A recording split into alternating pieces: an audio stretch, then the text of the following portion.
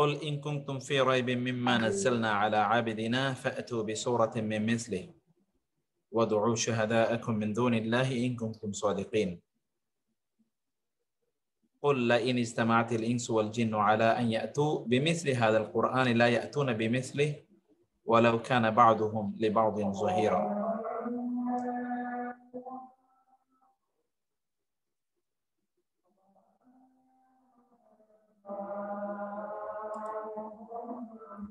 আল্লাহ সুবহানাহু ওয়া তাআলার শুকর এবং কৃতজ্ঞতা প্রকাশ করছি যে আল্লাহ সুবহানাহু ওয়া তাআলা আমাদেরকে আজকের কোরআনিক আরবিক বালাগা এবং ফাসাহায় ক্লাসে অংশগ্রহণ করার তৌফিক দান করেছেন আলহামদুলিল্লাহ এবং রাসূল সাল্লাল্লাহু আলাইহি ওয়াসাল্লামের জন্য দরুদ এবং সালাম প্রেরণ করছি আল্লাহুম্মা সাল্লি ওয়া সাল্লিম আলা নাবিয়িকা মুহাম্মদ আল্লাহুম্মা সাল্লি আলাইহি আল্লাহুম্মা বারিক আলাইহি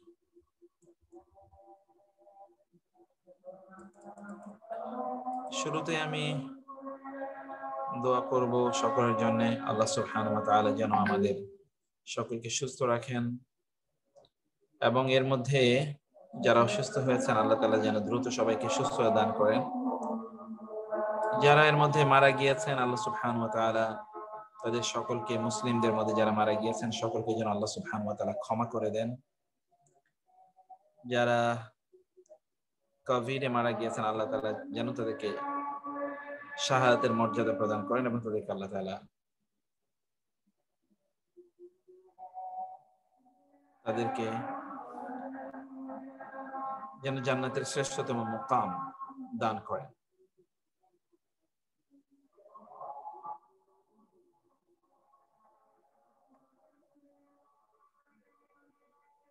আমাদের দেশের অবস্থা বাংলাদেশের অবস্থা আসলে খুবই নাজুক এটা আপনারা জানেন এখানে করোনা কোভিড এগুলো খুব ভয়ঙ্কর আকার ধারণ করেছে তো এই সকল পরিস্থিতি যেন আল্লাহ তাআলা আমাদেরকে ভালো রাখেন এবং সুস্থ রাখেন সেজন্য আল্লাহ তাআলার কাছে আমাদের সকলের দোয়া করা দরকার সালাত যেহেতু 8:30টায় না আবু বকর ভাই সালাত তো 8:30টায় তাই না স্যার সালাত 9:30 দাদা ওয়েট তুমি যে বলছো এটা শিরোনাম কি মানে এটা কি বলছো তুমি এটা 9:30 স্যার এখন আযান দিচ্ছে আধা ঘন্টা পরে সালাতের টাইম জি স্যার ঠিক আছে তাহলে আমরা 9:30 পর্যন্ত ক্লাসটা করে এরপর আমরা সালাতের ব্রেকে যাব 9:30 স্যার 8:45 9:30 ঠিক আছে ইনশাআল্লাহ এর মধ্যে আমি একটা লেকচার শীট আপনাদেরকে দিয়ে দিয়েছি এইভাবে আমি বাকি লেকচার শীটগুলো linguistic miracles of the holy Quran নামে একটা লেকচার শীট আমি আপনাদেরকে প্রোভাইড করতে চাই আমি চেষ্টা করব ইনশাআল্লাহ যেন এরকম একটা লেকচার শীট আমি তৈরি করতে পারি আমি চেষ্টা করে যাচ্ছি এর মধ্যে তো আপনারা জানেন যে আমার কিছু পারিবারিক কিছু ট্র্যাজেডির মতোই ছিল সেটা আল্লাহ তাআলার ইচ্ছা তিনি যেটা কল্যাণকর মনে করেছেন তাই হয়েছে আমিও একটু শারীরিকভাবে একটু not up to the mark ওয়ালিল্লাহিল হামদু আলা কুল্লি হাল তোমার হলো ঠিক ঢাকায় 8:45 8:45 ঠিক আছে জি ঠিক আছে মানে এই 43-44 সালে হবে ওকে ইনশাআল্লাহ তো আমরা এর মধ্যে এই লেকচার শীটটা আমরা একটু শেষ করার চেষ্টা করব ইনশাআল্লাহ আপনারা সকলের জন্য দোয়া করবেন ইসলাম এত সুন্দর জীবন ব্যবস্থা রাসূল বলেছেন কেউ যদি অন্য কারোর জন্য দোয়া করে তাহলে একজন ফেরেশতা তার পাশে থাকে এবং সে ফেরেশতা তার পাশে দাঁড়িয়ে বলতে থাকে ওয়ালাকা মিসলু তুমি অন্য কারোর জন্য যা দোয়া করেছো ঠিক তোমার জন্য একই বিষয় ঘটুক তুমি অন্যের জন্য যা দোয়া করেছো তোমার জন্যও একই বিষয় ঘটুক এটা তারা এই ফেরেশতারা এটা তারা বলে থাকেন তো সেজন্য আমরা যেন দোয়া করি অন্যদের জন্য তাদের সকলকে যেন আল্লাহ তাআলা ভালো রাখেন এবং সুস্থ রাখেন আজকে এখনো আমরা অনেকদিন পর ক্লাস শুরু করেছি যেন অনেকে জয়েন করেননি এখনো সেজন্য আমি একটু স্লো যাচ্ছি আমি একটা বইতে এই যে বইটা আপনাদেরকে আজকে ইনশাআল্লাহ আলোচনা করব যে বইটা আমরা শুরু করেছিলাম সেই বইটা তো থাকবেই আর অনেক কিছু থাকবে ইনশাআল্লাহ তো এটা দিয়ে একটু শুরু করি কোরআনে মানুষকে বোঝানোর জন্য কোরআনে অনেকগুলো শব্দ এসেছে মানুষকে বোঝানোর জন্য, যেমন আল ইনস, আল ইনসান, আন্নাস, উনাস, আল বাশার, বানু ইসরাইল, বানি আদম, সবগুলো শব্দ কোরআনে আছে মানুষকে বোঝানোর জন্য। But what is the difference between all of this words? প্রথমত হচ্ছে আল ইনস, আল ইনস, ওমা খালাকতুল জিন্না ওয়াল ইনসা ইল্লা লিয়াবুদুন, এই আয়াতটি আপনারা বারবারই করেন, আপনারা কোটেশন শুনেন। তাহলে what is the meaning of ইনস? জিন জাতির বিপরীতে মানব জাতিকে বোঝায় ইনসুন শব্দটি। জিন জাতির বিপরীতে মানব জাতিকে বোঝায়।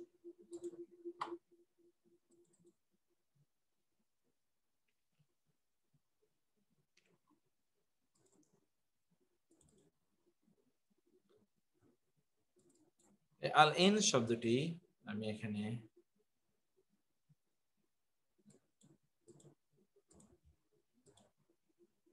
আল ইনস শব্দটি জিন জাতির বিপরীতে মানব জাতিকে বোঝাতেই এর ব্যবহৃত হয়, এর ব্যবহার আছে। জিন শব্দটি জিন জাতির বিপরীতে মানব জাতিকে বোঝায়, তাই তো শব্দটি কোরআনে 19 বার উল্লেখিত হয়েছে, খেয়াল করবেন। এবং 18 বারই জিন জাতির বিপরীতে, এবং একবার মারিয়াম আলাইহিস সালাতু ওয়াস সালাম এর আলোচনা করতে গিয়ে শব্দটি ব্যবহার আমরা দেখতে পাই। কিছু representative examples taken from the Quran, যেমন শায়াতিন আল ইনসি ওয়াল জিন্নি। দেখেন তো, শায়াতিন আল ইনসি ওয়াল জিন্নি, মানুষ এবং জিন এর মধ্যকার শয়তানরা। শয়তান শুধুমাত্র মানুষের, জিনের পক্ষ থেকে হয় না, মানুষের মধ্য থেকেও শয়তান হয়। যারা শয়তানি করে অথবা শয়তান যাদেরকে ইন্সপায়ার করে from among the human beings, they also work for শয়তান, তারাও কিন্তু শয়তানের জন্য কাজ করে। আল্লাহ তাআলা বলেন শায়াতিন আল জিন্নি শায়াতিন আল ইনসি ওয়াল জিন, মানুষ এবং জিন শয়তান, শায়াতিন আল ইনসি ওয়াল জিন্নি। এটি এক নম্বর। এরপর আপনারা আসেন 2 নম্বর যে এক্সাম্পল বা আয়াতটিতে আপনারা আসেন, দ্বিতীয়।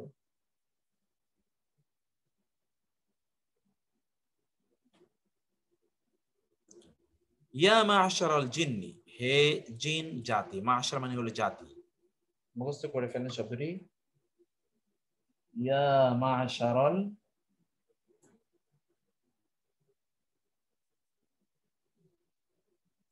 জিন্নি, হে জিন জাতি। কদ ইস্তাকসারতুম মিনাল ইনসি, তোমরা মানুষের মধ্য হতে বিশাল একটা দল। কাসরা, কাসীর মানে অনেক, আযকুরুল্লাহ কাসীরা। ইস্তাকসারতুম, তোমরা অনেক বেশি নিয়ে নিয়েছো, মিনাল জিন ইনসি, মানুষ থেকে অনেকদেরকে তোমরা ছিনিয়ে নিয়েছো, তোমাদের দলভুক্ত করে ফেলেছো। কদ ইস্তাকসারতুম, মা'শার এর মানে হলো কমিউনিটি, জাতি।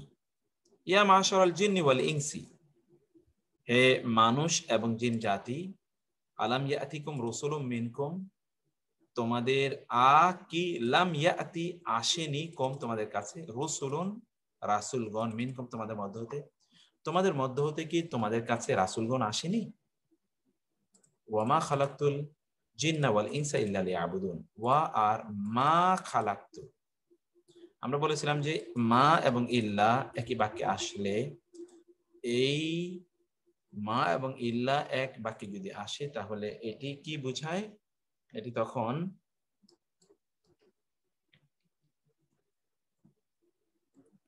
মা এবং ইল্লা একই বাক্যে যখন আসে তখন এটি এক্সক্লুসিভ এমফ্যাটিক ইয়েস বোঝায়।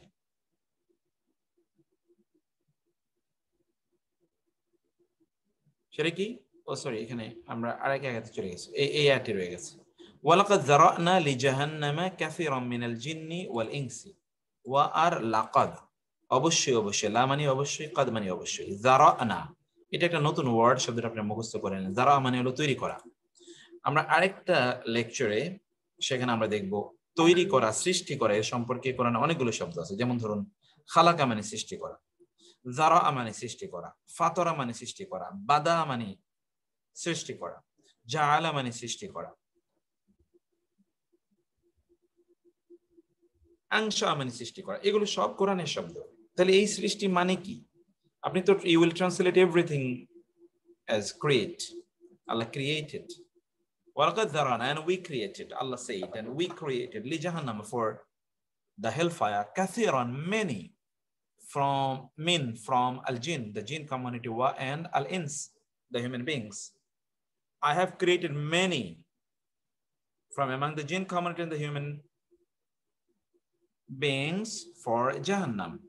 Mane holo, they are created for Jahannam. Zara'na, dara'u, mahmuz, গ্রামারে পড়ে এসেছেন মাহমুজ, সর্বশেষ বর্ণ। যদি কোন একটি 3 বর্ণের কোন একটি বর্ণ যদি হামজা থাকে তাহলে এটাকে মাহমুজ বলে। হামজা ওয়ালা, হামজাইটেড। ওয়ালাকাদ যারা'না, এবং অবশ্যই আমরা সৃষ্টি করেছি লি জাহান্নাম, ফর দ্য হেল ফায়ার, কাসীরান, অনেককে, মিনাল জিন্নি, জিন জাতির, ওয়াল ইনসি, এবং মানব জাতির। ওকে, ওয়ামা খালাকতুল জিন্না ওয়াল ইনসা ইল্লা, মা এবং ইল্লা কি যদি আপনি এক্সক্লুসিভলি, মানে আপনি যদি এমফেটিক ইয়েস এর জন্য নেন, কেবলই মা খালাকতু আমি সৃষ্টি করেছি আল জিন্না, জিন জাতিকে, ওয়াল ইনসা, এবং মানব জাতিকে, লিয়াবুদুন, so that they worship me, লি যেন, ইয়াবুদুনি, এখানে একটা ইয়া আছে, একটা কি আছে এখানে, ইয়া আছে, ইয়া, লিয়াবুদুন, এই জায়গাটা আমি আপনাদের আগে বলেছিলাম, এখানে ইয়া থাকে, ইয়াটি অনেক সময় ড্রপ করে, এটা ছিল লিয়াবুদুন, so that they worship me, লি যেন, যাতে, ইয়াবুদু, তারা ইবাদত করে, নি, আমাকে। প্রত্যেকটা আয়াতে দেখেন জিন এর সাথে ইনস শব্দের ব্যবহার। ইয়া মাশারাল জিন্নি ওয়াল ইনসি, সূরা ইয়াসিন,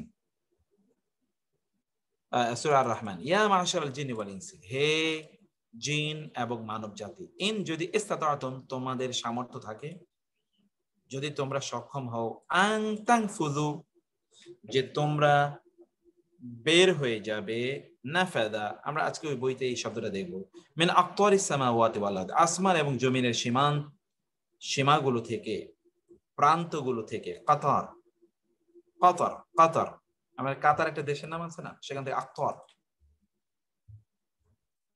যদি তোমরা সেখান থেকে কোথাও বের হয়ে মুক্ত তোমরা হতে পারো, ফানসু, যাও তো দেখি, তাহলে তোমরা বের হয়ে যাও এখান থেকে, তোমরা অন্য কোথাও গিয়ে তোমরা বসবাস করো পারলে। ইয়া মাশারাল জিন্নি ওয়াল ইনসি ইন ইসতাতাতুম, যদি তোমরা সক্ষম হও।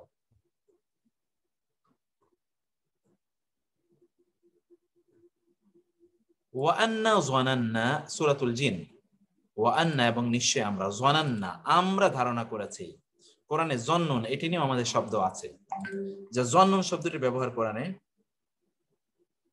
জন্নুন শব্দটির ব্যবহার কোরআনে কি কি অর্থ হয়? জন্নুন শব্দটি বেসিক্যালি এটা দৃঢ় বিশ্বাস অর্থে ব্যবহৃত হয়, দৃঢ় বিশ্বাস, ফার্ম বিলিভ।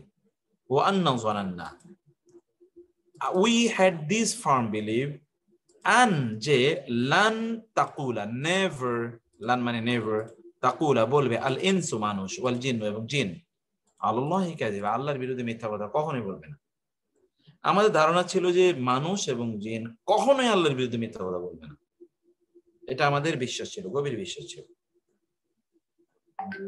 ফালান উকাল্লিমাল ইয়াউমা ইনসিয়া, শুধু একটা জায়গায় যে আমরা বলেছি মারিয়াম, সূরা মারিয়ামের একটি জায়গায় শুধুমাত্র ইনসুন এর পরিবর্তে ইনসিয়া, এটি আসলে বাক্য। আপনি দেখবেন যে এখানে সবগুলো যে চয়ন করার জন্য এটি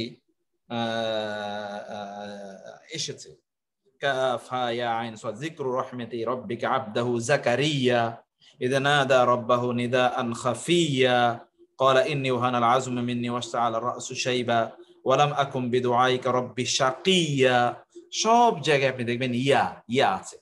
এটি ছন্দের মিলের জন্য মূলত আল্লাহ সুবহানাহু ওয়া তাআলা এই ইনসিয়া বলেছেন। আসলে ইনসা আসলে কি, ইনসুন যেমন এই যে এই সূরা দেখেন, জাকারিয়া, খাফিয়া, শাকিয়া, ওয়ালিয়া, রাদিয়া, সামিয়া, ইতিয়া, শাইআ, সাওয়িয়া, আশিয়া।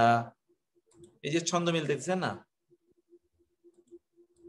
এরপরে দেখেন সাবিয়া, তাকিয়া, আসিয়া, জাকিয়া, বাগিয়া, এই সব জায়গায় মানসিয়া, সারিয়া, জানিয়া। এই যে ফালান উকাল্লিমাল ইয়াউমা ইনসিয়া, এরপরে হচ্ছে এই যে ফালান উকাল্লিমাল ইয়াউমা ইনসিয়া। ফাকুলি, অতএব তুমি খাও হে মারিয়াম, ওয়াশরাবি, পান করো, ওয়াকাররি আইনা, চোখ জোড়াও, সন্তানের দিকে তাকিয়ে চোখ জোড়াও। ফাইম্মা, আর যদি, তারা ইন্না, অবশ্যই তুমি দেখো, মিনাল, এই যে বাশার, এটাও কিন্তু মানুষ, মিন আল বাশার, মানুষ হতে কাউকে যদি দেখো, আহাদান, কাউকে, ফাকুলি, তাহলে বলবে, ইন্নি, নিশ্চয় আমি নাজার তো, মানত করেছি, নজর, আমরা বলি নজর নেওয়াজ, মানত করেছি, লির রহমানি, আল্লাহর জন্য, সমান, রোজা রাখার। এখানে সমন আমরা এটাও পড়বো যে সমন শব্দের অর্থ কি?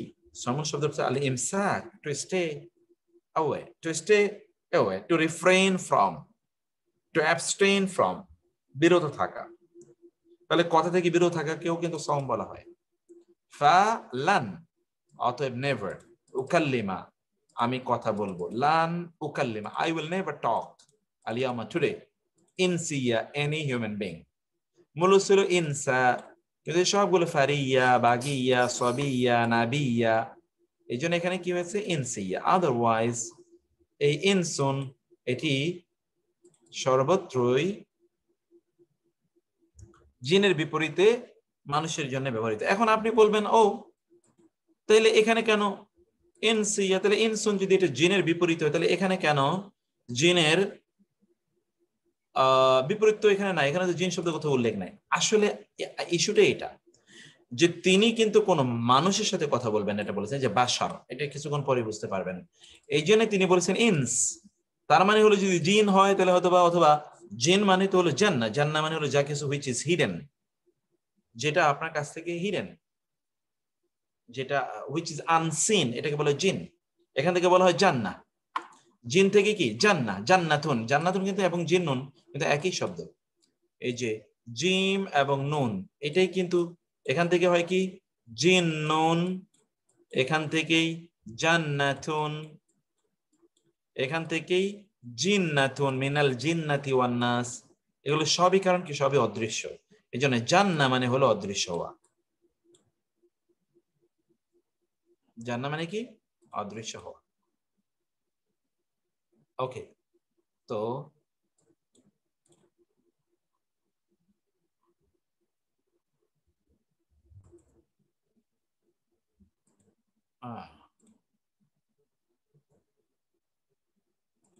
তার মানে হলো যে আমার যদি অথবা কোনো ফেরেশতা আসবে, তাহলে I will talk with him, but I will not talk with any human being. এই জন্য ইনসিয়া। ওকে, তারপরে আমরা এই আয়াতগুলো আপনারা দেখলেন যে এখানে ইনসুন শব্দের ব্যবহার, এটি জিন এর বিপরীতে। যখন দুটো কমিউনিটিকে প্যারালেলি উল্লেখ করা হয়, তখন আল্লাহ তাআলা মানুষ শব্দটি উল্লেখ করার জন্য তিনি ইনসুন শব্দের ব্যবহার করছেন। 2 নম্বর হলো ইনসান। ইনসুন এবং ইনসান তো একই। দেখেন তো, ইনস এখানে শুধু আলিফ লাম দিয়ে দিলে তো ইনসান হয়ে যায়, তাই না? তাহলে what is the meaning of ইনস এবং ইনসান? কোথায় ইনসুন ব্যবহার করা হলো, কোথায় ইনসান ব্যবহার করা হলো? আমরা বারবার যেটা বলেছি আপনাদেরকে যে কোরআনে কোনো সিনোনিমস নাই, মানে every word does have different implications, তারা একটা নতুন কনোটেশন সেখানে আছে। আমরা তাই বলেছি এখানে যে ইনসান শব্দটি কোরআনে সর্বমোট 65 টাইমস এসেছে। সকল অবস্থায় এটি মানুষের শরঈ দায়িত্ব, বাধ্যবাধকতা, তার চরিত্র এবং পার্থিব জীবনে পরীক্ষা নিরীক্ষা ইত্যাদি বোঝাতে ব্যবহৃত হয়েছে। লুক এট দিস, যখন আপনি মানে মানুষ হিসেবে আল্লাহর পক্ষ থেকে বিভিন্ন দায়িত্ব প্রাপ্ত, যেমন ধরুন আপনি সালাত আদায় করবেন, ধরুন আপনি শরীয়তের বিধান অনুসারে চলবেন, এই বক্তব্য বলার জন্য আল্লাহ কোনোদিনই ইনসান শব্দটি উল্লেখ করেননি, বরং তিনি বলেছেন ইনসান। 65 আয়াত ইন দ্য হোলি কোরআন, 65 আয়াতে ইনসান শব্দটি এসেছে, এবং সবগুলো জায়গায় মানুষ এর শরঈ, এটাকে আরবিতে বলা হয় মুকাল্লাফ। একজন ব্যক্তি মুকাল্লাফ, মুকাল্লাফ মানে হলো তিনি he is responsible for doing some duties ordained by আল্লাহ সুবহানাহু ওয়া তাআলা। সেটাকে বলা হয় তাকলিফ। এই অর্থেই ইনসান শব্দের ব্যবহার আছে কোরআনে। 2 নম্বর হলো তার চরিত্র, মানব চরিত্র, অর্থাৎ মানুষকে যে চরিত্র দিয়ে আল্লাহ তৈরি করেছেন, এটা কিন্তু তার নিজস্ব চরিত্র নয়, যেই চরিত্র দিয়ে আল্লাহ তাকে তৈরি করেছেন এমন চরিত্র তার। আমরা তাহলে এই শব্দটাকে একটু বলি, তার সৃষ্টিগত চরিত্র। সৃষ্টি তাহলে আপনি আরো সহজ করে বুঝতে পারবেন, সৃষ্টিগত চরিত্র। এবং পার্থিব জীবনে এই যে আল্লাহর পক্ষ থেকে তার যে দায়িত্ব, বাধ্যবাধকতা আছে, এই জন্য আল্লাহ তাআলা তো তাকে পরীক্ষা নিরীক্ষা করবেন যে এই ব্যক্তি সকল পরিস্থিতিতেই আল্লাহর প্রতি নিবেদিত থাকে কিনা। এটা তো আল্লাহ সুবহানাহু ওয়া তাআলা পরীক্ষা করবেন। সেই পরীক্ষা নিরীক্ষার আলোচনার ক্ষেত্রেই তিনি ইনসান শব্দটি উল্লেখ করেছেন, আদারওয়াইজ নট। এক্সাম্পল গুলোতে আসেন, আবার এটা আমরা রিভিউ করব। ওয়া খুলিকাল ইনসানু দাঈফা, মানুষকে সৃষ্টি করা হয়েছে দুর্বল হিসেবে। চিন্তা করে দেখেন তো, কি অদৃশ্য একটা কোভিড-19 কিভাবে মানুষের জীবনটাকে চূর্ণ বিচূর্ণ করে দিচ্ছে। আপনি কোনোদিন আপনার জীবনে কখনো চিন্তা করতে পেরেছেন যে আপনি ট্রাভেল ব্যানের মধ্যে আপনি পড়বেন, যে ইউ ক্যানট ট্রাভেল, আপনি কোথাও ভ্রমণ করতে পারছেন না, everything is lockdown, you can't even move freely, you can go out of your house at your own choices. আপনি কখনো ভাবতে পেরেছেন রাস্তায় নামলে পুলিশ জরিমানা করবে আপনাকে? এটা হোয়াট ইজ দিস? এটা কি? মানুষ কত দুর্বল! এই একটা ছোট জিনিস গোটা পৃথিবীকে ঘরের মধ্যে বন্দী করে দিয়েছে। ছোট একটা মশা, এর কামড়ে মানুষ মারা যায়। তাহলে মানুষ কি? এবং আমি আপনাদেরকে আমার পার্সোনাল অভিব্যক্তি অনুভূতি বলি। আমি যখন একটু হাঁটি, তখন আমার মাঝে মাঝে মনে পড়ে, আহা, আমি তো এখন হাঁটছি, যদি কোনো একটা পোকা যদি এসে ধরেন আমার নাকের মধ্যে দিয়ে ঢুকে যায়, তাহলে আমি কিভাবে বাঁচবো বলেন তো? এটা তো হতেই পারে। Why it should not happen? আমি হেঁটে যাচ্ছি, হতে পারে উপর থেকে কোনো একটা জিনিস আমার মাথার উপর পড়ে কিন্তু আমি মারা যেতে পারি। It doesn't happen, it is our Fortune. এটা হতেই পারতো। রাস্তা দিয়ে হেঁটে যাচ্ছে, আমার আম্মা কিছুক্ষণ আগে বলছিলেন, আমার বাড়ি থেকে একটা বাড়ির পাশেরই একটা ইয়াং ম্যান তার শ্বশুরকে দেখতে গিয়েছে কুমিল্লাতে, সেখানে তিনি অসুস্থ। ও ফিরে যাচ্ছে চাঁদপুরে, বাড়ির কাছে গিয়েই একটা ট্রাকের লকডাউনের মধ্যে, গতকাল না আজকে যেন বললো, লকডাউনের মধ্যে কোনো একটা ট্রাক ও রিক্সা দিয়ে যাচ্ছিল বা অন্য কিছু, ওই সকল জায়গায় তো আবার কি যেন এগুলোকে বলে, ব্যাটারি চালিত এক ধরনের গাড়ি চলে, এটা ধাক্কা দিয়েছে এবং স্পট ডেড। কত দুর্বল মানুষ! আল্লাহ এটা বলেছেন, খুলিকাল ইনসানু দাঈফা, I have created man you as a weak. আমি তোমাকে সৃষ্টি করেছি দুর্বল হিসেবে। You are created. দেখেন আল্লাহ তাআলা এখানে খুলিকা, আমরা মাজহুল, এটাও আমাদের বালাগা ফাসাদে কেন মাজহুল ব্যবহার করা হয়, what is the reason why মাজহুল ইজ ইউজড? এটা হচ্ছে so that no blame is referred to Allah, no wrong is referred to Allah, no objection is raised against Allah. সেটাই ওয়াখুলিকাল, and man is created. Who is the creator? It is now hidden. দাঈফা, দুর্বল। কত দুর্বল মানুষ, কত দুর্বল! সুবহানাল্লাহ।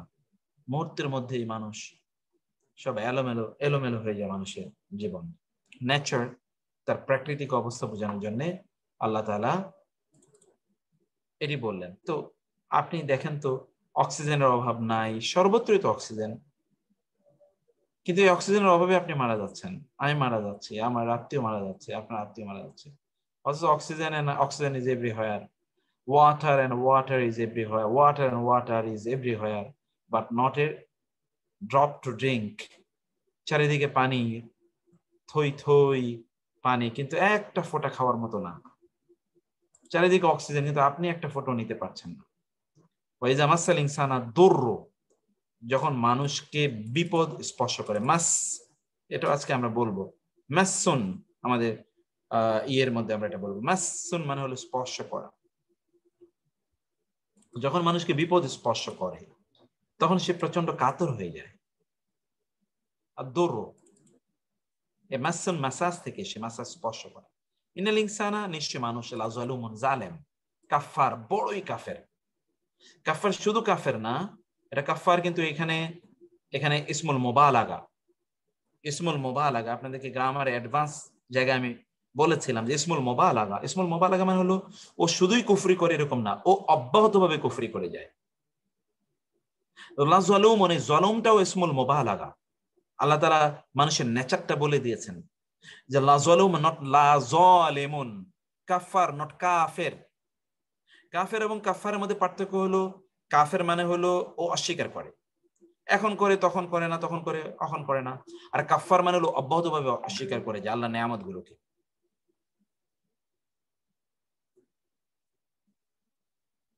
আর যালুমুন মানে জালেম, অব্যাহতভাবে জুলুম করে, তার নিজের বিরুদ্ধে, তার পরিবারের বিরুদ্ধে, আত্মীয়স্বজনের বিরুদ্ধে এবং তার রবের বিরুদ্ধে জুলুম করে যায়। ওয়ালাকাদ খালাকনাল ইনসানা, দেখেন তো ইনসানের নেচার, তার প্রকৃতি বোঝাচ্ছে এই আয়াতগুলোতে। ওয়ালাকাদ খালাকনাল ইনসান, আমি মানুষকে সৃষ্টি করেছি। মিন সলসালিম মিন হামাইম মাসনুন। এরপরেই আয়াত কিন্তু প্রেক্ষাপট কিন্তু ভিন্ন। এরপরে আমি তাকে দায়িত্ব দিয়েছি, সুম্মা জাআলনাহু ফি কারারিম মাকিন, আমি তাকে এভাবে সৃষ্টি করলাম, তারপরে আমি তাকে বললাম তুমি এই কাজ করে, কিন্তু ও আমাকে অস্বীকার করে বসলো। সেই প্রেক্ষাপটে এই ইনসান শব্দের ব্যবহার। ওয়ালাকাদ খালাকনা, and surely we created the human beings min salsalin, ঠুনকো যেগুলো মাটি, মানে যেটা আওয়াজ দেয় এমন মাটি, টক টক টক টক টক টক এই যে বাজে, এটাকে বলে সলসল। মিন হামাইম মাসনুন, মাটি থেকে, হামা মানে হলো মাটি, আর মাসনুন মানে হলো যেই মাটি শুকিয়ে গেছে, শুকিয়ে যাওয়া মাটি যা থেকে আওয়াজ বের হয়, ঠন ঠন ঠন ঠন করে আওয়াজ বের হয়। সেটা হতে পারে যে এটা আপনার ইট হতে পারে বা এমন কিছু, এমন মাটি থেকে আমি তাকে সৃষ্টি করেছি। এই সৃষ্টির ধাপগুলো কোরআনে অন্য জায়গায় আছে, কোনো এক সময় আমরা সেটা আলোচনা করব। ওয়া কানাল ইনসানু কাফুরা, আবার দেখেন, আর মানুষ তো আসলে আল্লাহর নিয়ামতকে অস্বীকারী। এগেইন দেখেন, নট ওয়া কানাল ইনসানু কাফেরা, এই জায়গাটাতেই আমাদের বোঝা দরকার। কোরআনটাকে আমরা যদি আত্মস্থ করতে চাই, গভীরে ঢুকতে চাই, তাহলে আল্লাহ কেন বলেন ওয়া কানাল ইনসানু কাফেরা? আল্লাহ কিন্তু বলেননি কাফেরা, বলেছেন ওয়া কানাল ইনসানু কাফুরা।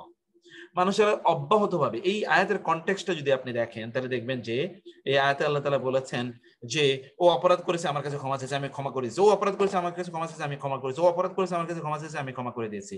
ওর সামনে আমি বহু জাতিকে ধ্বংস করে দিয়েছি, ওর কাছে আমি বহু এক্সাম্পল উপস্থাপন করেছি, তারপরেও সে অপরাধে ফিরে যায়, ও আমাকে অস্বীকার করে, ও আমার কৃতজ্ঞতা করে না। এটা হলো ওয়া কানাল ইনসানু কাফুরা। এবং আমি এটার অনুবাদ করি এভাবে যে man, this is not the first time that you have committed wrong against me, you have been repeatedly doing it.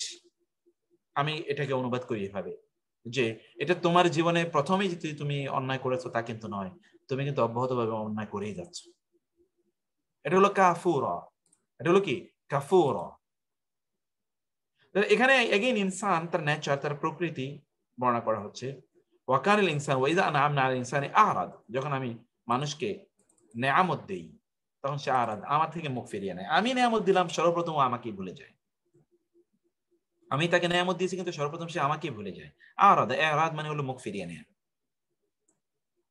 এরাদ মানে হলো মুখ ফিরিয়ে নেওয়া। ওয়া কানা ইনসানু কাতুর, আমরা বলি খুদায় কাতর। কাতর, এই যে কাতর, মানুষ খুব পেরেশানির মধ্যে থাকে, সে খুব কৃপণ, সে সব সময় পেরেশানি, তার বহু টাকা পয়সা, তারপরেও তার টেনশন, আমার ছেলে মেয়ে কি খাবে, আমার বাপ ভাই কি খাবে, আমার ওই কি হবে সেই হবে, আমার ওইটা হলো না সেটা হলো না, এটা প্রতি মুহূর্তে সে কাতর, ক্লান্ত, অবসাদগ্রস্ত, পেরেশানিতে থাকে সে সবসময়। অথচ তার ভরপুর আছে। ওয়া কানাল ইনসানু কাফুরা ওয়া কানা ইনসানু আকসারা শাইইন জাদালা, আর মানুষ হয় কানা কিন্তু তার স্বভাব বোঝাচ্ছে, আকসারা শাইইন জাদালা, অধিকাংশ ক্ষেত্রেই মানুষ কি আকসারা, অধিকাংশ, শাইইন ক্ষেত্রে, বিষয়ের ক্ষেত্রে, জাদালা, ও আসলে কি, সে হচ্ছে খুব বিতর্ক প্রবণ, প্রচন্ড বিতর্ক প্রিয়, জাদাল, বিতর্ক প্রিয়। নামাজের সময়টা হয়ে গেছে, আমি আর সময় নিচ্ছি না, আপনারা সালাত পড়ে আসেন, ইনশাআল্লাহ এর মধ্যে দেখি বাকিরা জয়েন করে কিনা। আশরাফ আপনি পারলে কারো কারোর সাথে একটু যোগাযোগ করবেন ইনশাআল্লাহ। খাবার দাবার আছে, ওটা ইফতারির নাম করে খেয়ে ফেলছে, কিন্তু এটা তোমার ইফতারি না। জি স্যার, আচ্ছা, শুরু ঠিক করা আছে, যায় সমস্যা স্যার, নেই, বলো। অনেকেই জয়েন করবে একটু কিছুক্ষণ। ঠিক আছে। ইন্নাল হামদুলিল্লাহি ওয়াস সালাতু ওয়াস সালামু আলা রাসূলিল্লাহ ওয়া আলা আলিহি ওয়া আসহাবিহি ওয়া মান ওয়ালা, আম্মা বা'দ। আমি এখন আমরা যে আলোচনাটা শুরু করেছিলাম সেই আলোচনাটায়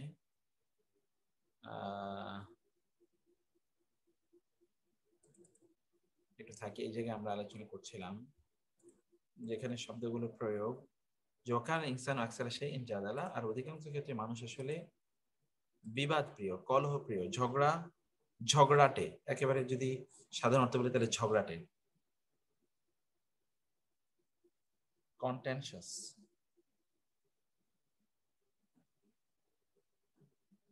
অবশ্যই ইনসান বিওয়ালিদি হুসনা। এবার আমরা বলেছি যে অনেকগুলো অবস্থা বলেছি, একটা হলো তার সৃষ্টিগত চরিত্র, তার দায়িত্ববোধ এবং তার পরীক্ষা নিরীক্ষা, এগুলোর বিষয়ে আমরা প্রত্যেকটা জিনিস একটু আমরা দেখার চেষ্টা করছি।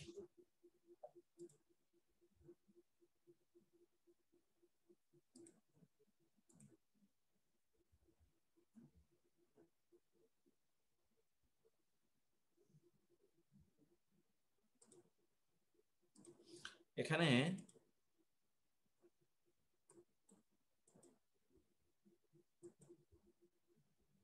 তারপরে শব্দটি একটু দেখেন, এটি ওয়াকানাল ওয়াসাইনাল ইনসান। আর ওয়াসাইনা কোরআনে মনে রাখতে হবে, ওয়াসওয়া শব্দটি কোরআনে আদেশ অর্থে ব্যবহৃত হয়। ওয়াসওয়া ওসিয়ত অর্থে যখন আল্লাহর পক্ষ থেকে বলা হয় ওসিয়ত, তখন এর অর্থ হয় আদেশ। আল্লাহর পক্ষ থেকে যখন ওসিয়ত শব্দটি উল্লেখ করা হয় তখন এর অর্থ হয় আদেশ। ওয়াসাইনাল ইনসানা, আর আমরা মানুষকে আদেশ দিয়েছি বি ওয়ালিদাইহি, তার পিতা মাতার ব্যাপারে হুসনা, উত্তম আচরণ, হুসনা হাসান। আল ইনসান, যেহেতু এখানে একটা দায়িত্বের কথা বলা হয়েছে, যে ইনসান নট নাস। ওয়াইজা মাসাল ইনসানা, আর যখন মানুষকে স্পর্শ করে, দরুন কোন বিপদ, দাআ রব্বাহু, সে ডাকে তার রবকে। যখন মানুষকে কোনো বিপদে স্পর্শ করে তখন সে তার রবকে ডাকতে থাকে। এই যে এর আগে এরকম আয়াত দেখেছি। খালাকাল ইনসান মিন সলসলিন, যে এখানে আবার আমরা বলেছি এই একই রকম, যে মানুষকে তিনি আল ফাখার, তিনি ফাখার থেকে মানুষকে তিনি সৃষ্টি করেছেন, এবং অতঃপর মানুষের যখন তিনি তাকে কাজ করতে বলেছে সে কিন্তু তখন সে কাজটি করেনি, ওই কাজটি সে করতে চায়নি, সেটিও এখানে বলা হচ্ছে। আচ্ছা, এই আয়াতটি আমি একটু উপরে আপনাদেরকে এই লেকচার শিট আমি দিয়ে দিয়েছি, এটা আপনারা ইয়ে করবেন, এটাকে আপনারা প্রিন্ট করে নেবেন, এবং এখানে খুব গুরুত্বপূর্ণ জিনিস আপনাদের জন্য রয়েছে।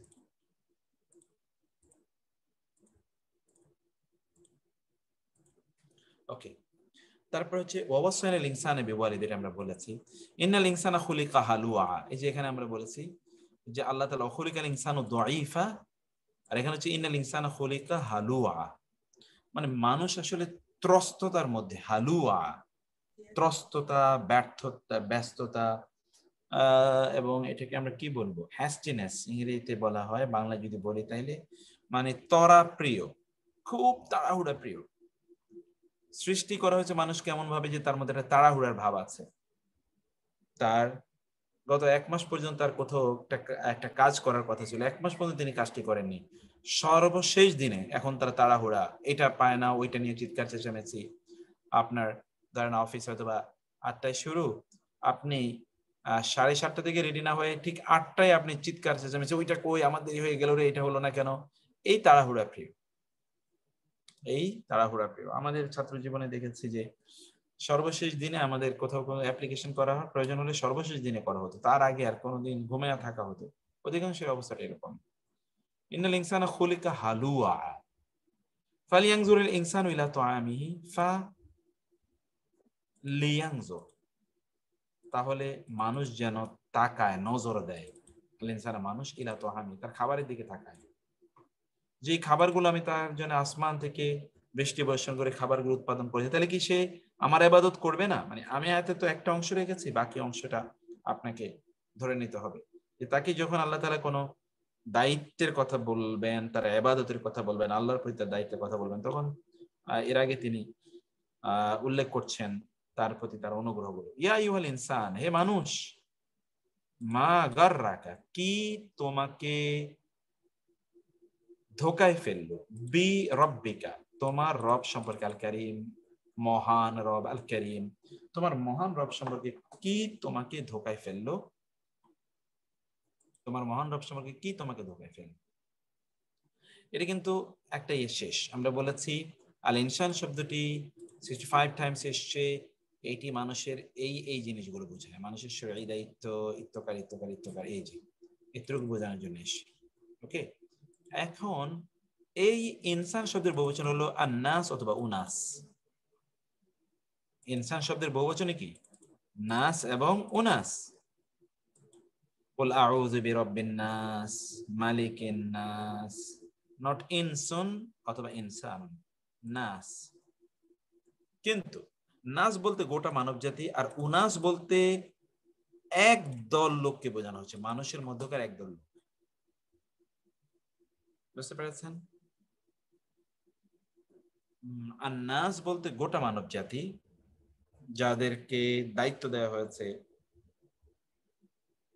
কোন কাজ করার জন্য, ইবাদত বা ইত্যকার সিত্যকার, সেটা হলো নাস, ইনসানের বহুবচন। কিন্তু উনাস হলো একটা পার্টিকুলার গ্রুপ অফ পিপল, এবং সেখানেও তাদের কোন চারিত্রিক স্খলন অথবা ধরুন তাদের তাদের যে দায়িত্ব তাদেরকে দেওয়া হয়েছিল, দায়িত্ব তারা ঠিক মতো পালন করেনি বা করেছে, ইত্যকার বিষয়গুলো উচ্চারণের ক্ষেত্রেই এটি ব্যবহৃত হয়েছে। যেমন ধরুন নাসের ব্যবহারটা আমরা দেখি, আল্লাযী, যে ইউওয়াসওয়িসু, ওয়াসওয়াসা দেয়, ফি সুদুরিন নাস, মানুষের অন্তরে, মিনাল জিন্নাতি ওয়ান নাস, জিন এবং মানুষ জাতি। অথবা এখানে আসলে তার একটা তাকলিফের কথা আলোচনা করা হচ্ছে। তো তাকলিফ মানে হচ্ছে তাকে একটা দায়িত্ব দেওয়া হচ্ছে, সেই দায়িত্বের বিষয়ে এখানে আলোচনা করা হচ্ছে। ইয়াউমা নাদু, সেদিন আমরা ডাকবো, কুল্লা উনাসিন, প্রত্যেক গ্রুপ অফ পিপলকে, বি ইমামিহিম, তাদের আমল নামা এর উপর ভিত্তি করে আমরা তাকে ডাকবো।